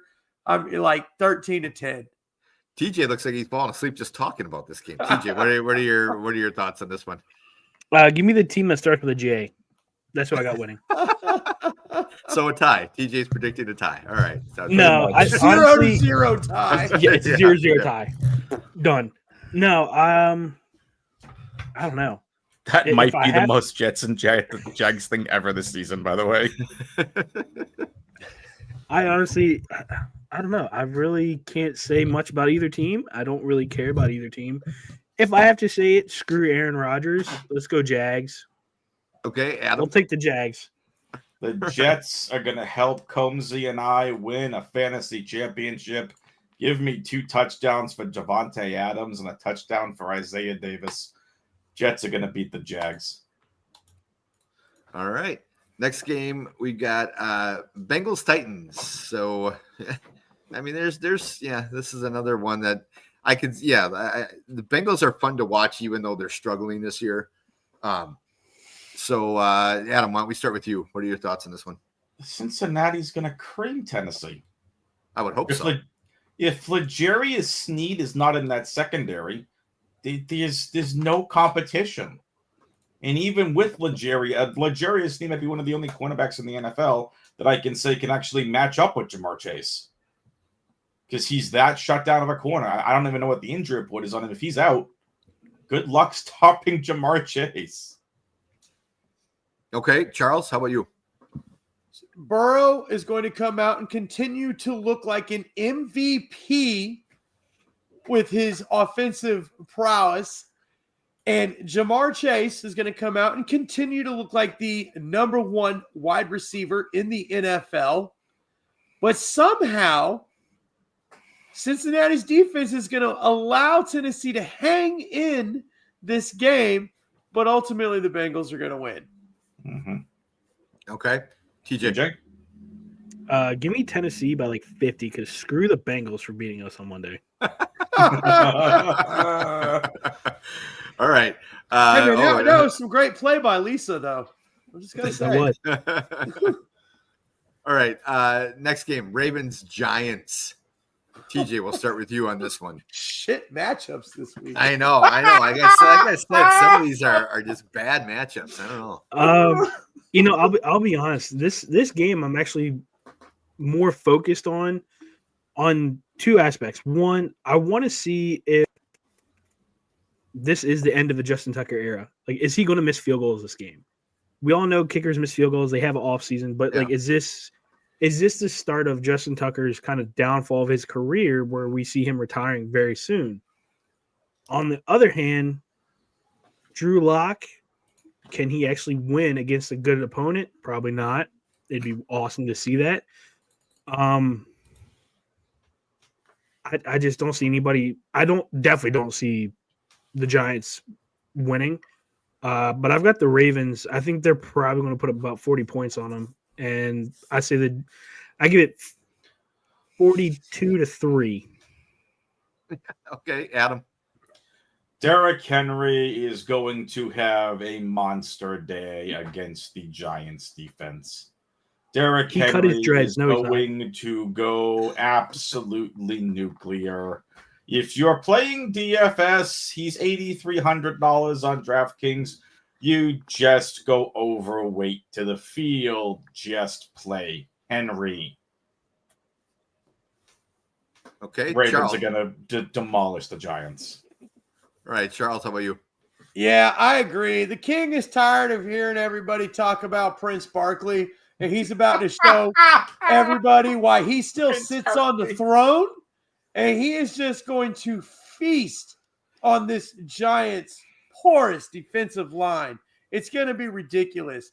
He's going to win the game himself. He's going to put up 21 points, man. This kid's going to get 3 touchdowns, and they're just going to get demolished. Baltimore knows that they have to win this game to stay in the playoffs right now. So, you know, it's yeah. They got to get wins because they want that number 1 spot in the AFC. And in order to do it, they have to keep winning. They don't have a shot against the Bills, but that's besides the point. All right, let's start with the next one. Adam, we'll start with you. The Chiefs and Browns. And they're in Cleveland. You know what? Give me the Browns to upset. Damn it. Took my upset. Sorry. I have another upset coming later, Charlie. Don't you worry. I do think just the way the Cleveland offense is going right now, Kansas City's strength is versus the run. They are one of the best rush defenses in the NFL this year. I heard a stat. I think it was on the Fantasy Footballers or the Fantasy Football Happy Hour with Matthew Berry. Kansas City this year, to show you where the crack is the worst team versus slot wide receivers. If Winston can connect with Elijah Moore in the slot, or even if Tillman goes back off concussion protocol, there is a chance with how pass happy Cleveland is that this team is going to be able to squeak out a win over the Kansas City Chiefs. And it's time for the Chiefs to start finally hitting the regression. They can't keep this BS freaking winning up. I do think they're a great team. I don't think they're a number 1 seed this year. Browns upset the Chiefs by a field goal. All right, Charles. Yeah, so I think this is the big upset of the weekend. This just feels like kind of a trap game to me for Kansas City. They're going to go into Cleveland. I think from what I hear, Tillman's still in protocol, but he has a good shot to play. We've seen Crab Legs and Jerry Jeudy start to form this real nice connection. I think if you get Tillman into the mix, Chubb is continuing to get a bit better coming back from that injury. I think just, man, anything can happen in Cleveland. It's weird. You know, we've seen some weird stuff. We've seen them just be an absolute shit team, but take down some really good teams in the process of it. And I think that this is going to be one of those games where that happens. Not to mention, I mean, the Chiefs, they've already wrapped up their division. And, you know, this is one that I feel like they might be sleeping on the Browns a little bit. Can we just say what this is? Jameis Winston's playing for a starting job in the NFL next year. Absolutely is. And he better get one, too. 100%. That man needs to stay mic'd up. Him and Darnold are probably the two top free agents that have earned their way to a legitimate paying contract. But not to get legitimate off track, starting, legitimate starting contract. Yeah, I do think Darnold should stay in Minnesota. I mean, I don't. JJ McCarthy's better. Yeah, but you don't know if McCarthy's going to be ready. I think Minnesota offers him like a 3-year deal, something like that. And I think Darnold to be ready. I'm ready for people to put some name on McCarthy. I think Darnold would be stupid to turn it down, because I think there are certain players that are just. I think he's in the perfect situation. As much as I hate the Queens, I mean, O'Connell's a great coach, great young coach, absolutely. And I think Darnold found himself in the perfect situation. I don't think if he goes, you know, I was listening to it earlier in the week, and they were saying if, you know, what if Tennessee offered him a 4-year, $130 million deal? I'd still take a lower deal with less years from Minnesota and stay there for another year or two, you know, while you let McCarthy fully recover from, you know, whatever, you know, I think surgery for Darnold, it's well, again, Darnold's going to look amazing because you have Justin Jefferson. Well, that's what, that's what I'm Jordan saying. Addison, you know, TJ Hawkinson. Yep. And you got Aaron Jones who can catch out of the backfield. I mean, you got the perfect situation if you're trying to resurrect your career. So I think you'd be silly to go somewhere else. So that's interesting, Troy, because if you trade JJ McCarthy, you're fucking stupid. Yeah, no, you can't trade him. No, you're not trading a better quarterback than Sam Darnold. Sorry, you're not doing it. McCarthy is better. Here's the thing, too. If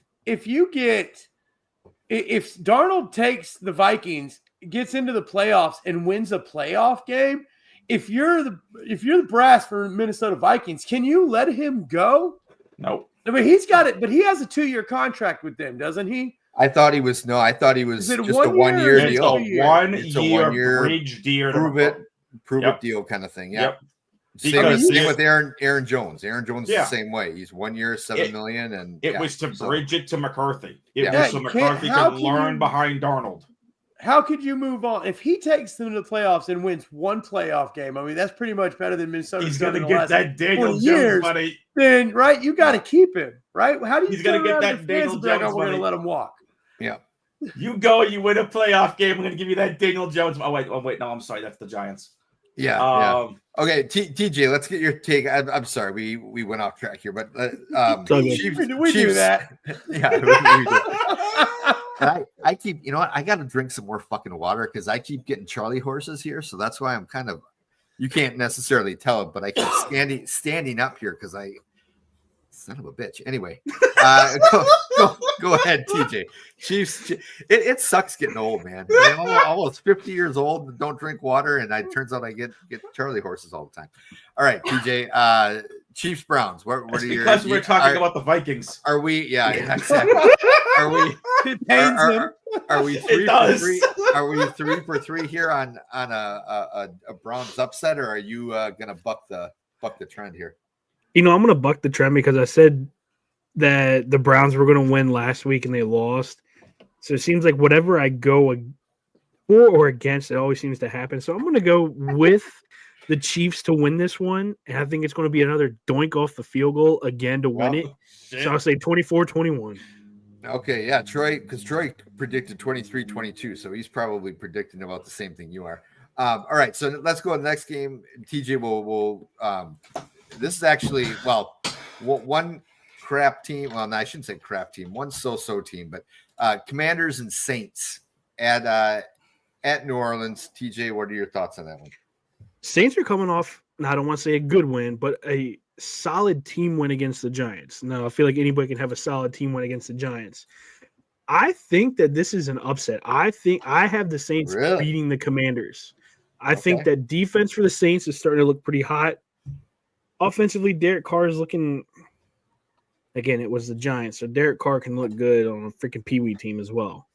But, yeah, I think this is going to be the game that the Saints come out, say, hey – we're not out of the woodwork yet. Like, we're still here. We still, our name is still in the pot for something. But I think this is where we start seeing the downfall of Jaden Daniels. And I think he's going to get a little too hot-headed as a rookie.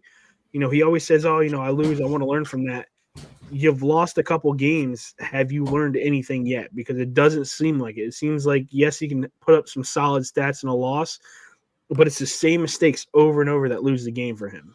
But it's the bye week now. And with all due respect to Terry McLaurin, dude, you're not actually a top 5 wide receiver. Like, and I've loved Terry McLaurin. I've backed him up for years. That's why he's not so scary, Terry. Daniels just lost Noah Brown. Like, he's done. They haven't built up Luke McCarthy. Maybe this team has actually figured something out in the bye week. You can't fault Jaden Daniels for what he's done for this franchise with a non-elite wide receiver. And Terry McLaurin is a great wide receiver. I don't think he's elite, but he's a great wide receiver. And you've taken scraps everywhere else. You've taken what's left of Zach Ertz's career, and you've actually done something at the back of a running game. You're rushing and one wide receiver. You've done it. You've taken this team to the playoffs. Freaking season accomplished. This is way better than anyone else in Washington ever thought possible. Matthew Berry's talked about it. I feel like he has anyway. What happened to Noah Brown? I have no idea. Kidney injury. Yeah. Kidney injury? Done for the season, most likely. Okay. Well, and Noah Brown's a good wide receiver too. Underrated. He is. He's in DC. Right. You either get shot or stabbed. So there you go. That's his kidney injury.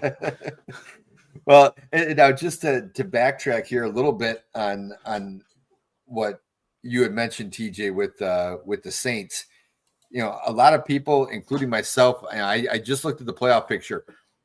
They're only 2 games out of first, and to me, the NFC South is almost exactly like the NFC West. I think only one team is getting it in from that. It's whoever wins that division. No one's getting in, I don't think, with as a wild card record from that division. They're only 2 games behind the Buccaneers, who you never know what the hell Buccaneers team is going to show up either from week to week. So TJ, just to clarify, you're picking the Saints to upset this one? Oh yeah, I'm picking the Saints, and I'm thinking it's going to be a good score. Give me 35-28. Okay, Charles, what do you think? So we're at the point of the season where Kamara's legs are too old. You've lost Derek Carr for the rest of the season. You've got your number one offensive weapon in Hill is gone for the rest of the season. I don't think New Orleans has got much left in them. I don't know if they'll get another win at this point, especially without Carr. I mean, they've on the games that he's missed, they haven't looked good at all. They really haven't. And so without him, I mean, their coach is probably going to be on his way out. I mean, this is a wreck of a team. The only reason that they are 2 games out from winning their division is because they're in the worst division in football right now. So the Saints somebody's going to the playoff. Oh, did they? Oh, yeah. Okay, he's already gone. So there you go. See? So, I mean, it's just – and Washington has looked good. The Noah Brown injury, I mean, that hurts them a little bit. I don't know. Do we have word? Has Eckler been cleared? I know he was on IR. I can't remember if that was 3 weeks ago or 4 weeks ago. So I don't know if he's coming back or not. I think he was. Robinson Jr.'s in. Yeah, he's in. I think they probably still have Chris Rodriguez in. Yeah. Rodriguez I mean, they've Jr., got weapons, and with coming off the bye week and all, they're going to have a healthier quarterback. Hopefully, the issues with the ribs and stuff is pretty much over because he has looked a little less mobile over the last couple of games since coming back from the rib injury. But I think that with Washington, this is just I don't want to say a get right game because they haven't really been wrong. But they haven't been healthy the last few weeks, and I think that this is where that offense is going to get a little bit healthier, and they're going to pull out a win for sure, especially without Carr. I mean, you don't have Carr, you don't have Hill. Kamara's old now. I mean, he's not old, but he's old for NFL standards. Those legs are probably wearing out a little bit, and they're going to have to lean on him. So I don't see the Saints pulling this one out. Okay, Adam, what about you? The Commandos are going to easily win this game against the Saints. Saints aren't playing for anything. I think if they're playing for anything, it may be to see what Kubiak continues to offer the offense and continue to get Kendre Miller involved, which he did last week. His season high 10 snaps coming off of IR. Good for him. Looked good. Looked explosive. Not explosive, but looked shifty. Was the best way from what I saw. And I think the Commandos are going to win this. Okay. Now we'll go to the first of the 3 o'clock window. Charlie, we'll start with you. Steelers, Eagles. There are 5 games in this window. Yeah, there are. This is one of the busier 3 o'clock windows that we've had in a while. So some good games too. Good games in this window. Oh man, something about it, man. I feel like, and I said it already, this is going to be the weekend of upsets. And I think that the Steelers take this one. Philly's looking good, but other than their run game, their wide receiver, you got a quarterback and a wide receiver that are obviously having issues. Your number 2 wide receiver is getting healthy, and he looked all right last week, but they didn't really use the receiving game that much in general last week. So I'm not quite certain that Smith is 100% yet. So for me, it's a lot harder to run on the Steelers than it is a lot of the other teams that they've gone up against this season. So I don't see Saquon having the games that he's put up when we've seen him, like against the Giants and stuff like that. I mean, this is still a Steelers defense, and it's still a Steelers defensive line. They've got some run stoppers on that team, so he's not exactly going to feast. I mean, he's still going to probably rush for 80-plus yards and a TD. But, man, the Steelers they're scrappy this year, man. They find a way to hang into games. I mean, they're 10-3. I think that the Steelers, they find a way to win this one. It's going to be close, and I guarantee you that if they do win, it's going to be because of Chris Boswell, who is your fantasy MVP this year. But they're going to win this one. I think the Steelers are going to get them. Okay, TJ, what about you? So it's the Battle of Pennsylvania. And it's funny. I got a guy at work who's a diehard Steelers fan, and today he threw a shirt at my truck. I asked him what it was, and it was a Pittsburgh Steelers Paul Skeens shirt. I'm a huge Paul Skeens fan, right? So I was like, okay, cool, I'll wear it. I think this is where we see Philly, who is there, as Ben said earlier, they are fool's gold. I think that they have not truthfully played a team. I mean, the Ravens could have beat them, but the Ravens bit themselves in the foot. I don't think they've really truthfully played a team that could really outscore them. And I think Steelers are that team.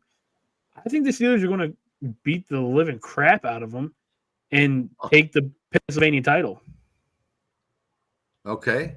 Adam, what do you think? So Troy has it.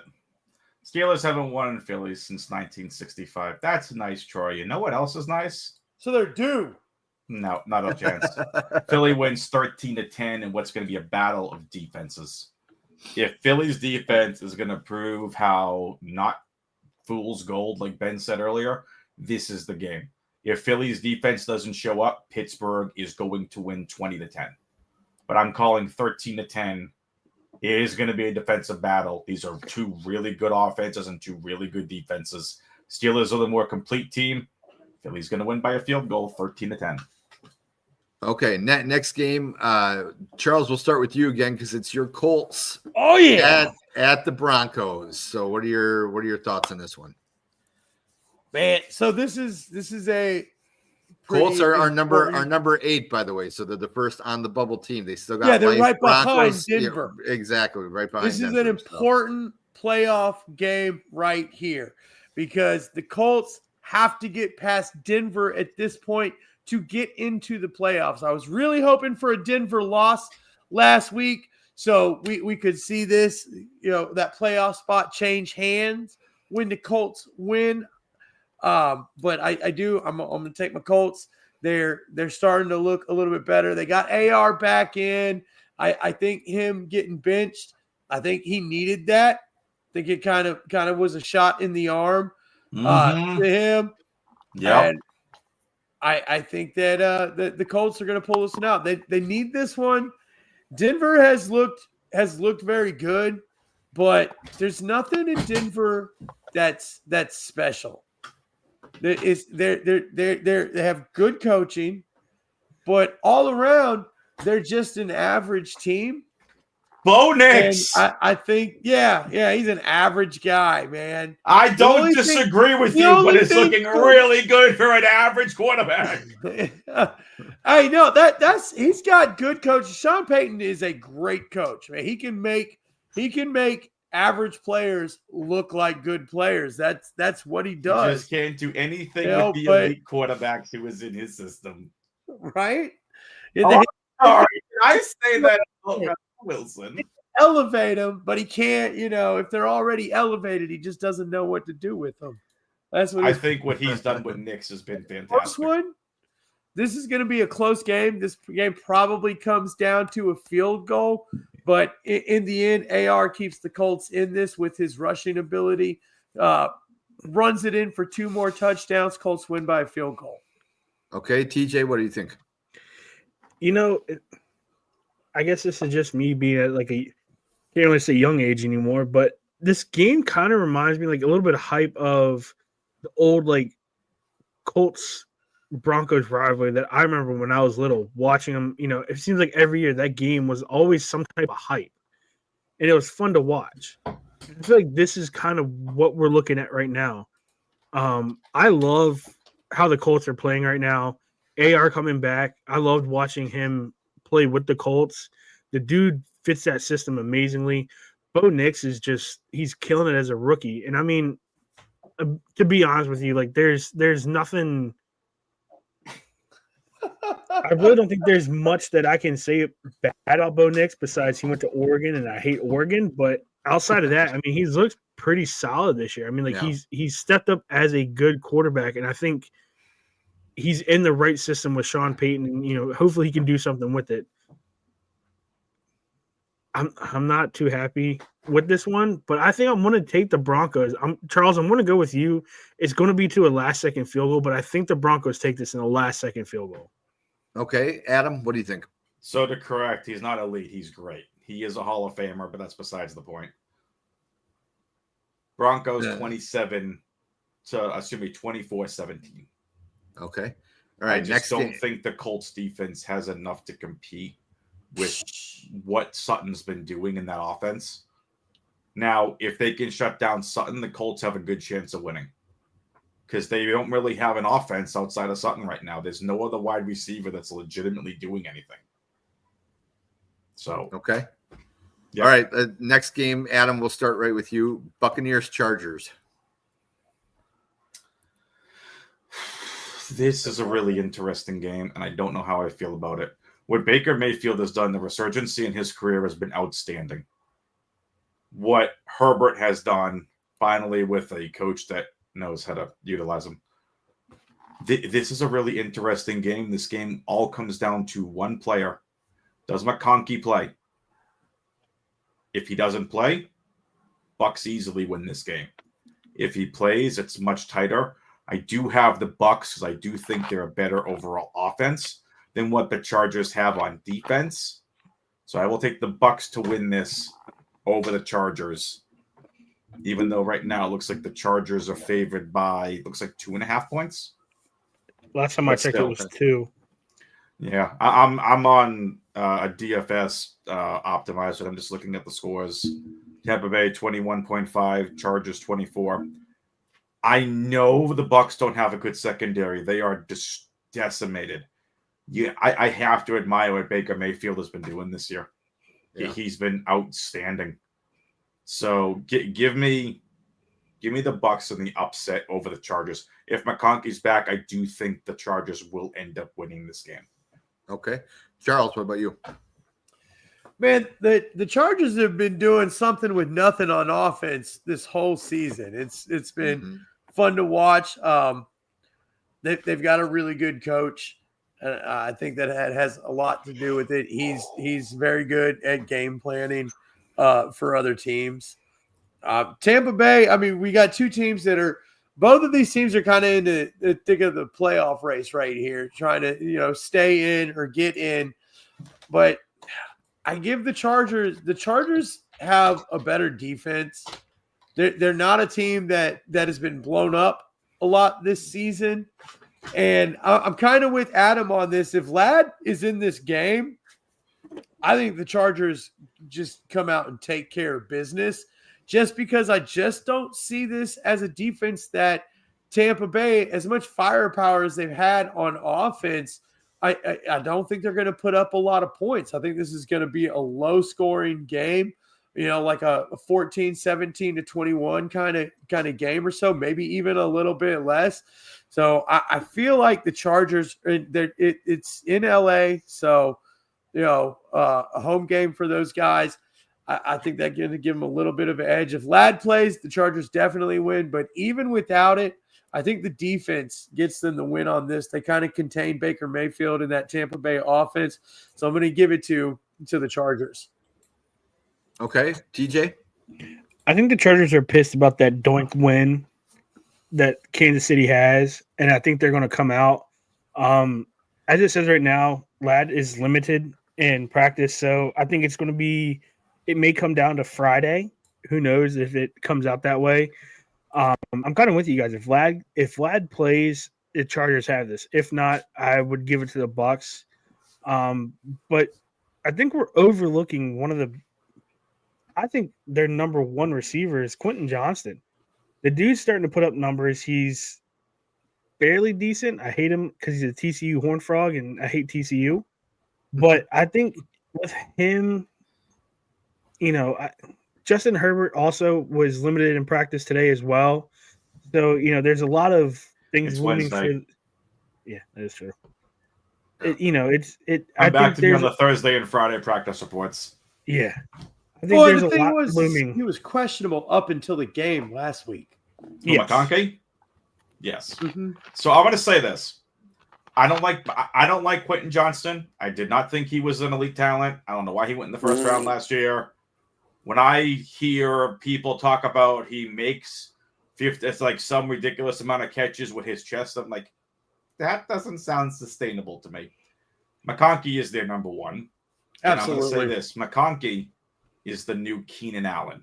He is their new Keenan Allen in that offense, a young, elite slot wide receiver. And when I say elite, I mean, Charlie can tell you about what he did at Georgia, but this kid is fitting in the scheme, and what the team of Jim Harbaugh has been coaching have been able to do with him, let him progress normally. He's going to come into his own. We're going to see a massive explosion in year 2 from him. You've had a full off season. You're going to work more at Herbert in the off season. You now know what the NFL is like. I think he's going to be, I don't know if he gets to the elite level of Keenan Allen, but I think he's their new version of what Keenan Allen did for that offense in the past. He's got that yak. Yep. For sure. Kid's got moves. TJ, who are you picking for this one?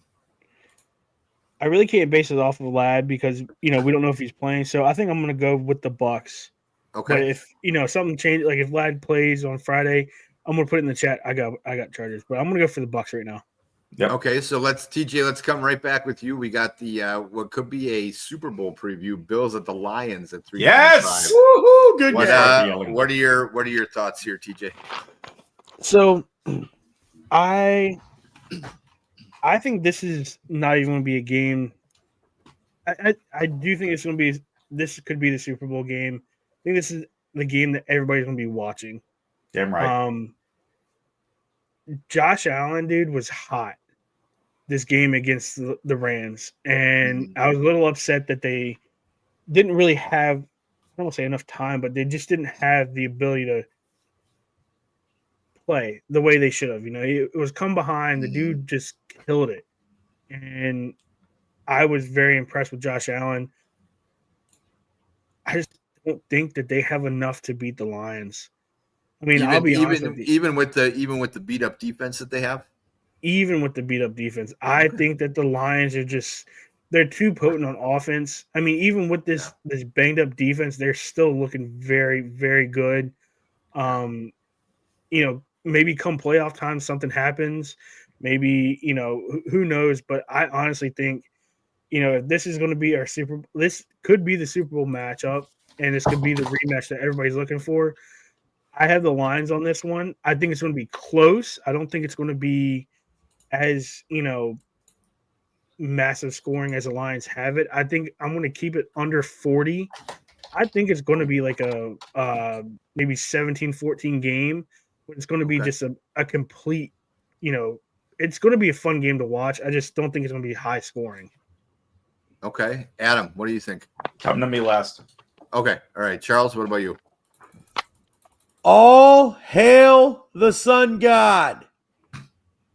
That's what I got to say about this. Look, this game is going to be just as exciting as the last Buffalo Bills game, and it's going to have the same result. There is going to be a lot of firepower in this game. Wide receivers are going to go nuts. Amon-Ra is about to have himself a day. Detroit, they've just look, between Gibbs, Montgomery, Amon-Ra, I mean, these guys are just loaded with touchdowns, man. They're going to come out. Buffalo, I mean, Josh Allen he's having an insane season. He's going to do crazy things. He'll probably figure out a way to do something else that no quarterback has ever done in a single game. Mm-hmm. But in the end, I think that the Detroit offense has got just a little bit more scoring capability than the Buffalo Bills do. And I think they've shown that a lot this season, and they're going to get it. I mean, if this game is like 52-47, it would not surprise me.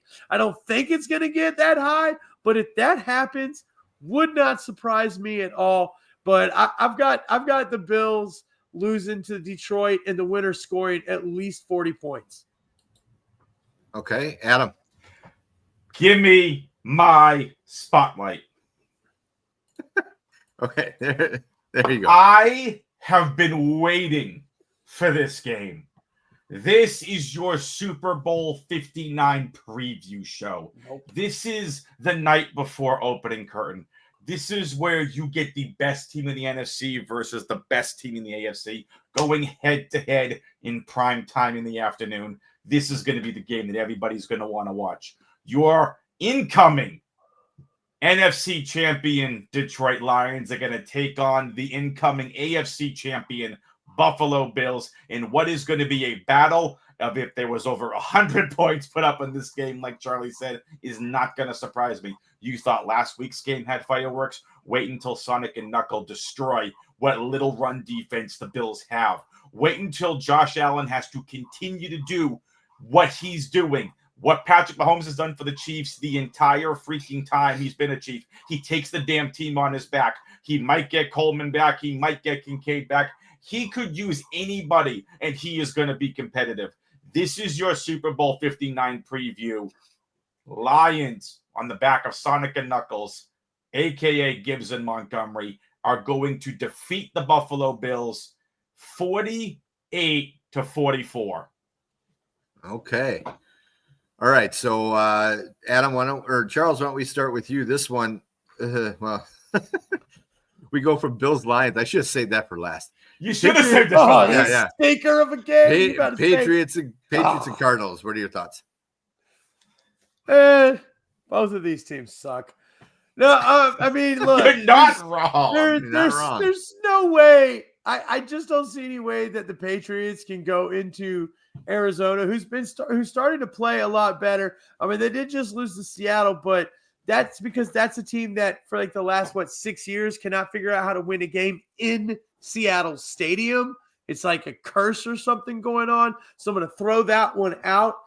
But they have looked better. Marvin Harrison Jr. is still not doing, what we thought that he would do. Nope. But I mean, New England is terrible though. I feel like this will be kind of a snoozer of a game, and I think that bodes well for the Cardinals. I will say this. Trey McBride gets his first receiving touchdown of the season this year. The guy's averaging like 12 catches a game over like the last 4 games or so. He has 1 touchdown. It was a rushing touchdown on the season. The kids do. They keep leaning on him. That's going to happen, and it might be the only point scored in the game. I'll take Arizona by a touchdown. Okay, TJ. Yeah. Yeah. It's kind of how we all feel. God, I don't even know. You know what? Give me New England just for the hell of it. Just give me New England 23-21. Okay, Adam. Charlie, remember how I told you earlier that I had an upset game coming in? Yeah. This is the game. Patriots are going to go in. This is going to be a boring game. It's going to be a snooze fest of a game. Patriots are going to win 17-13 in Arizona. Drake May is going to continue to look like the young elite quarterback that I didn't think in the offseason. I was wrong about that. I admitted I've been wrong about it. I'm going to continue to admit I'm wrong about it, and that's the last of it. But no, in all seriousness, Drake May is looking like the potential elite franchise guy that he was talked about being. He is going to take something out of nothing, and he's going to beat. I'm going to call Kyler out. Fucking play football. Act like your ass is getting paid millions upon millions of dollars to fucking be there. Act like you give a shit. And I'm saying that because that's what I'm hearing from people that have actually been watching this team. Act like you fucking care, and I'm sure you do. Get Marvin Harrison Jr. the fucking ball. Great things will happen if you do that. Put the ball in your best player's hands. Not Michael Wilson, not Greg Dortch. You put it in the hands of Marvin Harrison Jr. and Trey McBride, and good things will happen. You have 2 elite players on your roster. Freaking use them. Am I frustrated because I own them almost everywhere in fantasy? Yes! So, show up! The only upsets coming out of this game are the people who don't get another football game on their TV at the 4:00 hour. Damn. Yeah, true. And that's why there's Red Zone. Yeah. Okay, Charles, we'll start with you. The Sunday night game, Packers-Seahawks. Packers at the Seahawks. Woo-hoo! Oh, this is going to be a fun game. I think this is 2 pretty evenly matched teams right here, both on offense and defense. I'm going to give the edge to the Seahawks. They're at home. They're coming off of a good rivalry win there. Green Bay, they're going to hang in there. It ought to be a really fun game. I'm glad that this is a Sunday night game because it'll be a good matchup to watch and fall asleep to in the fourth quarter. I'm sure I'll wake up to plenty of lines in the chat letting me know who won this game. But I'm going to go with the Seahawks. It's going to be a good one, though. You know, I see this as like a 27-32 kind of game. Okay, TJ? I think the Cheeseheads are going to come into the 12th man and shut them up. I'm going to give it to the Packers. I mean, I think after losing to the Lions, they know what they have to do to win. I don't know, dude. Like, there's something about the Packers, even after beating Dallas in the playoffs. I like how they've been playing. You know, they've had rough spots, and you know, Aaron, I don't know how you guys do it as Packers fans because it seems like it's a roller coaster most every week for Packers fans. Oh yeah. You know, I think that they're going to come in. They're going to shut that 12th man up. I don't want to say it's going to be early, but it may be. I'd say going into halftime, they'll shut that 12th man up, and I think they'll run with it. And honestly, I give it 35-24. Okay, Adam. So in all seriousness about Kyler Murray, I'm sure he gives a shit. His play just hasn't reflected about getting his best players the ball. Whether that's the coaching staff for him, I have no idea. I know how good of a talent he is. About this game, I'm sorry, Aaron. This is upset weekend's going to continue. The Seahawks are going to beat the Packers by a field goal. If you guys can't get Jaden Reed more than a 20% target share, he's got a sub 20% target share on the season. We know. Get your best player the ball. Yeah. Too many mouths to feed. On that. This is what I said last year. Watson, Dobbs, Reed, Wicks, Melton, Heath, get an elite one. Dobbs is 2. Reed is your slot guy. I don't care if Reed's the 1 and Dobbs is the 2. Detroit makes it work. Make it work. I want to root for this Green Bay team. I am a Jordan Love fan. I want to root for this team so badly. But when I heard that I can't say this is a 100% stat. I think I heard he had a 17% target share on the season to Jaden Reed. Probably. And that made me frustrated. Yeah. No, they need to give him the ball more for sure. But he did. How do you not get him a catch last week? 0. Goose egg. I don't know. You know, he got, what was funny is he got 2 He only touchdowns. had 1 chance. He got 2 touchdowns against Miami on Thanksgiving night. And then Green Bay was my team growing up because I didn't care about sports. My uncle loved the Packers. Massive Packers fan. I had a Packers coffee mug. I was Packers everything until I started understanding a bit. I didn't think Tom Brady was overrated and started getting involved in sports. Packers were my team. I want to see the team succeed. Yeah. You got to get Jaden Reed the ball if you want to beat the Seahawks. You got to get him the ball. All right, the 2 Monday night games. We got 2 Monday night games again this week. I don't really know why, but of course they're 2 shitty. They're 2 shitty games, but the first one we'll start with TJ, Bears and Vikings. Yeah. 2 teams Aaron doesn't want to talk about. Yeah, well, I'm not. Yeah. I don't know, dude. Like that game, I could care less about. Give me the Vikings because I hate Caleb Williams. Oh, shit. All right, Charles.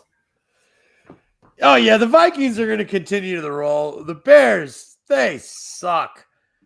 Look, they'll probably have a couple of little highlights along the way. DJ Moore will probably do something cool and all, but it'll be all for nothing.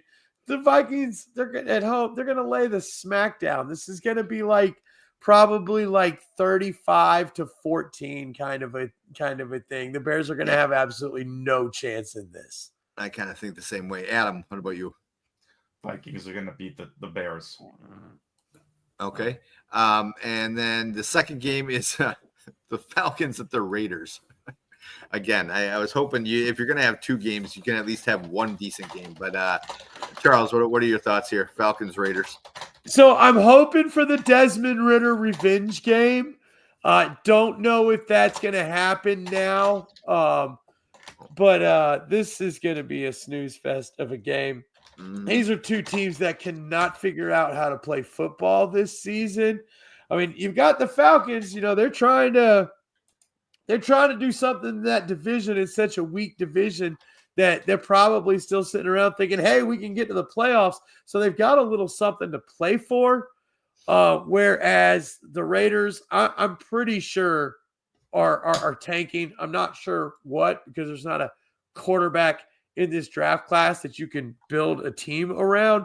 But Falcons, this is going to be a little bit of a get-right game, but they're going to win, and people are going to call it a get-right game until next week when they shit the bed. But, yeah, I'll take the Falcons over the Raiders in what will be just a display of some piss-poor football. Okay, TJ, how about you? Give me the Falcons with Bijan rushing for over 250 yards. Oh, damn. Nice. All right. Damn, Adam. watch out, Saquon. All right, Adam, what about you? Falcons. Is Okay. even a question? No, I know. I just had to throw it out there, but all right. And so that's it for that. Now we're gonna do to end the show here. TJ, I wanted to ask you because you had a birthday. Was it yesterday or Monday? It was yesterday. Yesterday. Happy birthday. The big 3-0, Thank you. correct? Mr. Dirty 30 himself right here. Oh, he's a youngin'. You got any big plans for the weekend? Well, let's see. Saturday, I am actually going to the Army-Navy game. Oh, you With are going. birthday- Okay, I was going to Yes.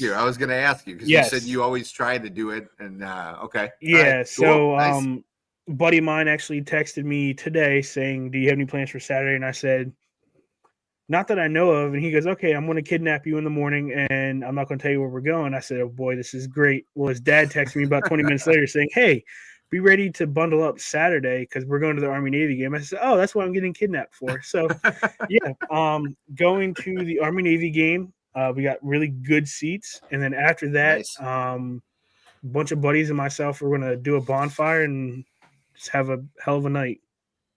Awesome. Adam, how about you? Any big plans for the weekend? Not at No. all. Not at all. Okay. Charles, what about you? Oh, I'm going to work on Saturday because I work every Saturday. And then I'm going to try to repair the 8-foot inflatable Santa that got taken down by the windstorm today in my front yard and hopefully get that bad boy back up.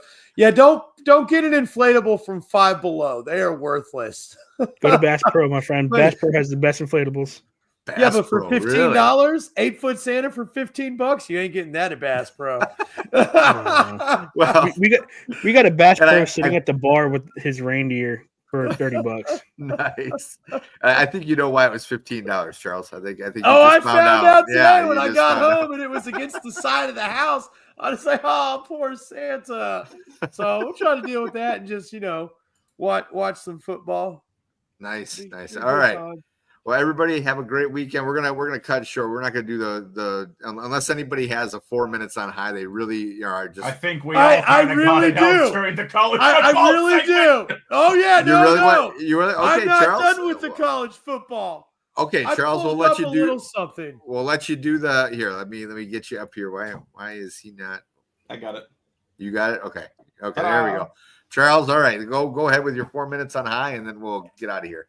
There's been a lot of talk about college football lately, and within the group, there's been a lot of talk about conferences and which conferences are the best. I have been very, very adamant about the fact that the SEC is the standard in college football. So much so that I did a little research for everybody out there and the guys in the group. By conference, this is the SEC record, and I go way back. Against the Sun Belt, 173-13. Against the MAC, 114-14.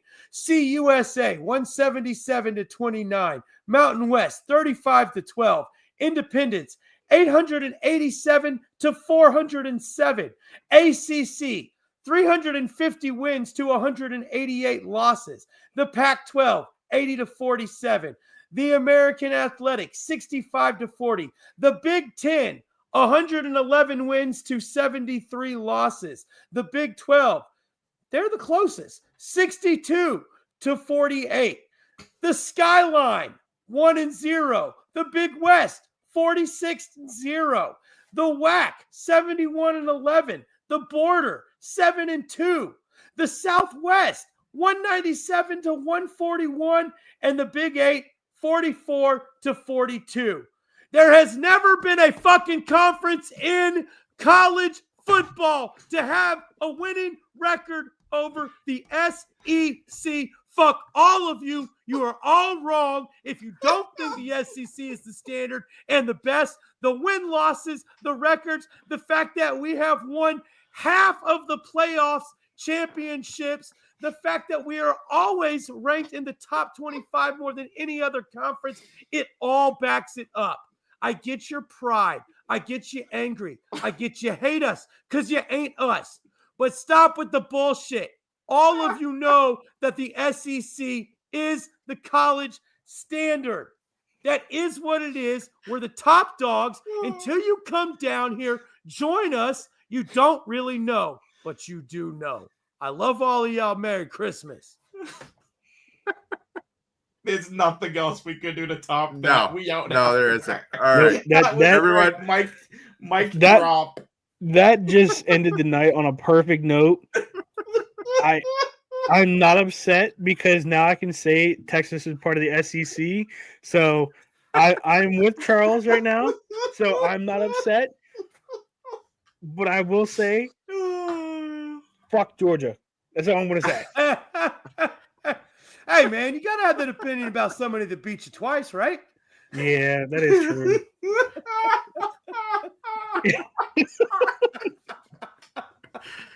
On that note, everybody have a great weekend. Enjoy the football. We'll see you next week. What I want and I want to keep working.